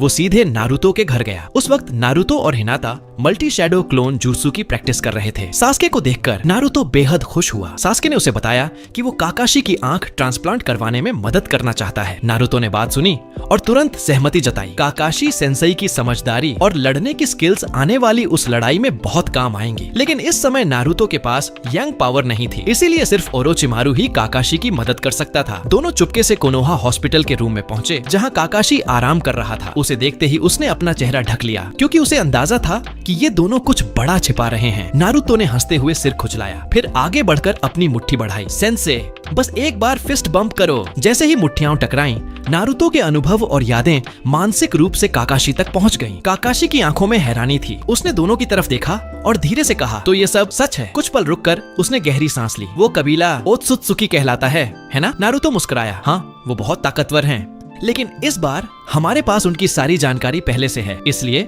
जीत हमारी होगी। उसने काकाशी को आंख ट्रांसप्लांट की बात बताई, जिसे काकाशी ने खुशी खुशी स्वीकार किया, क्योंकि वो जानता था कि इस जंग में उसकी शारेनगन फिर से बहुत काम आएगी। नारुतो ने उत्साहित होकर ओ की आवाज निकाली और तुरंत फ्लाइंग रेजिन जुत्सु का इस्तेमाल करते हुए काकाशी और सास्के को ओरोचिमारू के बेस पर टेलीपोर्ट कर दिया। वहाँ ओरोचिमारू हमेशा की तरह शांत और कुशलता से शिन की शारेनग्न और कोशिकाएं काकाशी के शरीर में ट्रांसप्लांट कर दी। कुछ समय बाद काकाशी की दाहिनी आंख में फिर से रोशनी लौट आई। शिन की कोशिकाओं के कारण अब वो अपने शारेनगन को बिल्कुल उचिहा क्लैन की तरह मनचाहे तरीके से खोल और बंद कर सकता था। नारुतो ने जब देखा कि काकाशी अपने शारेनगन के साथ वापस आ गया है, तो उसके चेहरे पर हल्की सी मुस्कान आ गई। उसने ओरोचिमारू को धन्यवाद कहा, लेकिन ओरोधिनारू ने तुरंत मना करते हुए कहा, अभी शुक्रिया बाद में, पहले एक और सर्जरी बाकी है। उसका अगला प्लान था हाशिरामा की सेल्स नारुति के शरीर में ट्रांसप्लांट करना। ये सुनकर वो चौड़ा चौंका, लेकिन उसे पता था कि आने वाली लड़ाइयों में हाशिरामा की ताकत बेहद जरूरी होगी। कुछ पल सोचा और फिर बिना झिझक मान गया। आने वाले समय में उसने वही ट्रांसप्लांट की हुई सेल्स इस्तेमाल की। उसके शरीर ने उन्हें रिजेक्ट नहीं किया, क्योंकि इस बार ओरोचिमारू ने सबसे ज्यादा एक्टिव सेल्स तैयार की थीं। उसका मानना था कि सर्जरी पूरी होने के बाद नारुतो न सिर्फ बुड स्टाइल जुल्सु यूज कर पाएगा बल्कि उसकी हीलिंग क्षमता भी कई गुना बढ़ जाएगी। कई घंटे बाद जब सर्जरी खत्म हुई और वो उठा तो उसे लगा जैसे उसका शरीर पूरी तरह बदल चुका है। क्या ये ही बुड स्टाइल की पावर है? यकीन नहीं होता कि मैं इसे इतनी आसानी से कंट्रोल कर पा रहा हूँ। ओरोचिमारू ने हंसते हुए कहा, ये तो होना ही था, आखिर तुम अशुरा रीइंकार्नेशन हो। फिर भी उसे एहसास हो रहा था कि ओरोचिमारू ने सिर्फ हाशिरामा की सेल्स नहीं डाली, और भी कुछ था। लेकिन उसने भरोसा किया कि ओरोचिमास कोई बेकार काम नहीं करेगा। इसके बाद उसने सास्के और ओरोचिमारू से विदा ली और काकाशी के साथ वापस कोनोहा लौट गया। उधर ओबितो इस दौरान फायर कंट्री की सीमा पर एक गुफा में बैठा था। उसने अपना मास्क उतारकर जमीन पर फेंक दिया। नारुतो और सास्के ने जब से उसकी पहचान उजागर कर दी थी तब से वो मास्क उसके लिए बेमानी हो चुका था। पिछली लड़ाई में जब वो नारुतो से हारा था तो उससे पहले कि वो कामुई से गायब होता, नारुतो ने लिप रीडिंग में कहा था, इन्फिनिट त्सुकुयोमी फेक है और ब्लैक जेत्सु से सावधान रहना। वो भी तो हमेशा से ही ब्लैक जेत्सु जितना चालाक था, तो उसने पहले भी शक किया था। लेकिन इतने सालों की मेहनत को झूठ मानना उसके लिए आसान नहीं था। तभी व्हाइट जेत्सु एक खबर लेकर आया। काबुतो गुफा के बाहर खड़ा है और ओबितो से मिलना चाहता है। ओबितो पहले तो अनदेखा करना चाहता था क्योंकि वो काबुतो को कभी सीरियसली नहीं लेता था, लेकिन उसने कहा कि उसके पास वो चीज है जो अभी ओबितो सबसे ज्यादा चाहता है। जिज्ञासा में वो मिलने मान गया। काबुती सीधा सहयोग का प्रस्ताव लेकर आया। उसे लगने लगा था कि ओरोचिमारू अब बदल चुका है, पहले वाला नहीं रहा। वो अब कोनोहा के लोगों तक को बचाने लगा था और वो खुद नारुतो, सास्के और ओरोचिमारू सिर्फ एक मैसेंजर बनकर रह गया था। और फिर ब्लैक जेत्सु के भड़काने पर उसने ठान लिया कि वो दुनिया को अपनी अहमियत दिखाकर रहेगा। कंडीशन सिंपल थी, काम पूरा होने के बाद सास्के का शरीर उसके रिसर्च के लिए मिलेगा। ओबितो मना करने ही वाला था कि तभी काबुतो ने एडो टेंसी एक्टिवेट कर दिया और एक धुआं उठा और वहाँ खड़ा था उचिहा मादारा। उचिहा मादारा को समन करते ही गांवों के पुराने दिग्गज भी जमीन पर प्रकट हो गए। उन्हें देखकर ओबितो एक पल को जड़ हो गया। उसे यकीन नहीं हो रहा था कि इतने समय बाद भी ऐसे जबरदस्त लोग मौजूद हैं। हालांकि ओबितो को मादारा से डर लगता था, लेकिन इस वक्त अकात्सुकी टूट चुकी थी, ताकत बिखर चुकी थी और उसे तुरंत नए पावर की जरूरत थी। आखिरकार उसने काबुतो के साथ हाथ मिलाने का फैसला कर लिया। सारे समन किए गए कफन वापस सील कर दिए गए और दोनों बेस के अंदर जाकर अगले बड़े प्लान पर चर्चा करने लगे। दूर खड़ा ब्लैक जेत्सु मन ही मन मुस्कुरा रहा था। उसकी चालें अब और गहरी हो रही थीं। सास्के और नारुतो की अचानक बढ़ी ताकत को देखते हुए उन्होंने आखिरी फैसला लिया। चांद की आंख मून्स आई प्लान के असली प्रवर्तक मादारा को दोबारा जिंदा किया जाए। पहले से गुप्त रूप से की गई तैयारी के कारण मादारा अपने जवान रूप में ही वापस आया। धूप में कदम रखते ही वह मुस्कुराया। आखिरकार ये दिन आ ही गया। लेकिन अगले ही पल उसका चेहरा उतर गया क्योंकि उसे एहसास हुआ कि उसे एडो टेंसेई से वापस लाया गया है। उसे ये तरीका बिल्कुल पसंद नहीं आया। तभी पीछे से ओबितो की आवाज गूंजी। मादारा ने पीछे मुड़कर पूछा, नागातो वाले बच्चे ने क्या किया? उसने मुझे इस रूप में क्यों जगाया? ओबितो ने शांत लहजे में हाल की सारी घटनाएं समझाई और जब मादारा को पता चला कि नागातो ने उन्हें धोखा दे दिया है तो उसने ठान लिया वो खुद जाकर उस नारुतो और नागातो से मिलेगा और अपना रेनेगन खुद वापस लेगा। उधर नारुतो ने फ्लाइंग थंडर गॉड टेक्निक से तुरंत नागातो के पास पहुंचने की तैयारी की। असल में नागातो ने उसे इसलिए बुलाया था क्योंकि उसे अपने रेनेगन में एक अजीब सी हरकत महसूस हुई थी, जैसे कोई उसे बुला रहा हो, और वो एहसास हूबहू मादारा जैसा था। ये सुनकर नारुतो चौंक गया। पूरे निंजा वर्ल्ड में मादारा को फिर से जिंदा करने की ताकत सिर्फ दो तरह के लोगों के पास होती है, या तो किसी के पास असली रेनेगन हो या फिर ओरोचिमारू और काबुतो जैसा एडो टेंसेई का मास्टर। लेकिन ये तीनों अभी नारुतो की ही तरफ थे, तो मादारा का वापस आना नामुमकिन लग रहा था। नागातो ने राहत की सांस ली, लेकिन उसने नारुतो को एक और वजह बताई, उसकी टांग का इलाज। वह नहीं चाहता था कि कभी किसी लड़ाई में उसकी मोबिलिटी कम होने के कारण वो नारुतो के लिए बोझ बन जाए। नारुतो हंसकर बोला, कोई दिक्कत नहीं, मैं खुद तुम्हें कोनोहा ले चलता हूँ। बाहर निकलकर नारुतो ने हाल ही में काबू किए गए काकुजू और हिदन को आवाज दी। उसने बताया वह नागातो और कोनान को कुछ समय के लिए बाहर ले जा रहा है। इस दौरान गांव की जिम्मेदारी तुम दोनों संभालोगे। काकुजू ने आंखें सिकोड़कर कहा, ठीक है, लेकिन पैसे बढ़ेंगे। सब सेट करने के बाद नारुतो नागातो और कोनान को लेकर उड़ता हुआ होकागे ऑफिस पहुंच गया। क्योंकि उसने पहले से त्सुनादे को कुछ नहीं बताया था, जब उसने इन दोनों को देखा तो उसे चेहरे कुछ जाने पहचाने लगे, पर याद नहीं आया कि ये कौन है। तब नारुतो ने शुरू से पूरी कहानी बताई। त्सुनादे एकदम चौंक गई। ये तो जिराया के 3 लेजेंडरी शिष्य हैं। उसने तुरंत शिजुने को गुप्त रूप से सर्जरी की तैयारी करने को कहा, क्योंकि नागातो को खुले में ट्रीट करना राजनीतिक रूप से ठीक नहीं था। नारुतो ने नागातो की मेडिकल अरेंजमेंट फाइनल की, फिर तुरंत फ्लाइंग थंडर गॉड से सास्के के लोकेशन पर पहुंच गया। वहां उसे पता चला काबुतो रहस्यमयी तरीके से गायब हो गया है, और जब उसने इस बात को नागातो के रिनेगन में आई अजीब कंपन के साथ जोड़ा, एक खौफनाक शक उसके दिल में बैठ गया। क्या मादारा सच में वापस आ चुका है? यह सब गहराई से समझने के बाद किसी भी अनहोनी से बचने के लिए उन्होंने तय किया कि उन चारों को पहले ही समन कर लिया जाए। 4 व्हाइट जेत्सु पकड़ने के बाद ओरोचिमारू ने जमीन पर एक विशाल एंडो टेंसेई रिचुअल सर्कल बनाया। जैसे ही एंडो टेंसेई के शब्द गूंजे, समय के अंतराल के बाद सब कुछ जानने वाले लोग फिर से जिंदा हो उठे। पहली बार इताची ने अपने सामने पिछले सभी होकागे देखे। उसके चेहरे पर हैरानी साफ झलक रही थी। वो हाशिरामा को देखते हुए बोला, ये हैं वो शिनोबी जिन्हें निंजा का भगवान कहा जाता है। इस बीच सभी होकागे धीरे धीरे होश में आने लगे। तोबिरामा ने जैसे ही ओरोचिमारू को देखा, तुरंत गुस्से में कहा, फिर से तेरी ही करतूत है ना? उसके बाद चारों होकागे पहले की तरह अपने पुराने दिनों की बातें करने लगे। नारुतो मुस्कुराते हुए सासके से बोला, तो ये था तुम्हारा ओरोचिमारू के साथ पुराना अनुभव? इतना सुनते ही सभी होकागे की नजरें पीछे खड़े नारुतो पर टिक गईं। तीसरे होकागे के चेहरे का रंग उड़ गया। उन्होंने सख्त लहजे में पूछा, तुम ओरोचिमारू के साथ आखिर कर क्या रहे हो? माहौल अचानक पूरी तरह शांत हो गया। तोबिरामा ने नारुतो को ऊपर से नीचे तक देखा और बोला, इसकी चक्र की गुणवत्ता बिल्कुल वैसी ही है जैसी मीतो की थी। लगता है ये उजुमाकी कबीले का है। लेकिन उन्हें यह देखकर और भी हैरानी हुई कि उसके अंदर हाशिरामा जैसी चक्र फ्लो हो रही थी। वास्तव में नारुतो की चक्र मात्रा उनसे किसी भी तरह कम नहीं थी। नारुतो ने तुरंत सफाई नहीं दी। वो आगे बढ़ा और मिनातो को नमस्ते किया। बेटे को फिर से देखकर मिनातो की आंखों में भावनाएं उमड़ आईं। थोड़ी देर की बातचीत के बाद नारुतो ने खुलकर सब कुछ बताया। जो कुछ भी वो जानता था वो सब होकागे को बता दिया। सब सुनने के बाद होकागे कुछ पल के लिए शांत रहे, क्योंकि मिनातो पहले ही नारुतो की यादें देख चुका था, इसलिए वह बाकी लोगों जितना हैरान नहीं था। उसने बाकी तीनों को समझाया और सबकी उलझन धीरे धीरे मिट गई। सब कुछ जानने के बाद हाशिरामा ने बस सिर हिलाया और कहा, सच में हर युग में लड़ाई खत्म ही नहीं होती। तोबिरामा ने अफसोस भरे लहजे में कहा, अब जब हमें दुश्मन की जानकारी है तो भी हमारे ये पुनर्जीवित शरीर असली ताकत नहीं दिखा सकते। ओरोचिमारू हल्का मुस्कुराया और बोला, चिंता मत करो, अब की बार का एंडो टेंसेई मेरे शोध से इतना आगे बढ़ चुका है कि पुनर्जीवित लोग भी अपने जीवन काल की पूरी शक्ति पा सकते हैं। तोबिरामा ने इसे परखने के लिए एक मूव किया और पाया कि सच में जैसा ओरोचिमारू ने कहा था वैसा ही हुआ। वो बोला, इस बार तूने वाकई कमाल कर दिया। अचानक तोबिरामा का चेहरा गंभीर हो गया। वो बोला, 2 बजे की दिशा में एक विशाल चक्र तेजी से आगे बढ़ रहा है। इसका एहसास, हाँ, ये वही दुष्ट ऊर्जा है मादारा की। नारुतो ने गहरी सांस ली। लगता है वो वाकई पुनर्जीवित हो चुका है। मादारा के अचानक हमले से पहले नारुतो ने तय किया कि वो अकेले कोनोहा लौटेगा। उसने होकागे से कहा कि वे फिलहाल ओरोचिमारू के पास ही रहें। उसके जाते ही हाशिरामा ने सासके को बुलाया। उसने कहा, पिछली जिंदगी में मैंने तुम्हें एक जुत्सु दिया था जिससे तुम मादारा को रोक सको, पर उस वजह से तुम्हें भारी कीमत चुकानी पड़ी थी। इस बार मैं खुद तुम्हें वुड रिलीज सेंजुत्सु सिखाऊंगा। वो बोला, तुम्हारे अंदर मेरा चक्र मौजूद है, इसलिए तुम ये तकनीक सीख सकते हो। सासके ने आदर पूर्वक सिर झुकाया और प्रस्ताव स्वीकार कर लिया। इसी दौरान मादारा आखिरकार कोनोहा के करीब पहुंच गया। वो तुरंत अंदर नहीं गया, बल्कि ऊंचाई से शांत होकर उस गांव को देखने लगा जिसे उसने और हाशिरामा ने मिलकर बनाया था। गांव की रौनक देखकर उसके मन में एक पल को भाव उमड़ा, काश हाशिरामा ये नजारा देख पाता। और भावुकता का दौर खत्म होते ही मादारा उच्चिया सीधा कोनोहा के मेन गेट से अंदर घुसने लगा, लेकिन ड्यूटी पर तैनात गार्ड ने रास्ता रोक लिया। गार्ड कुछ बोल पाता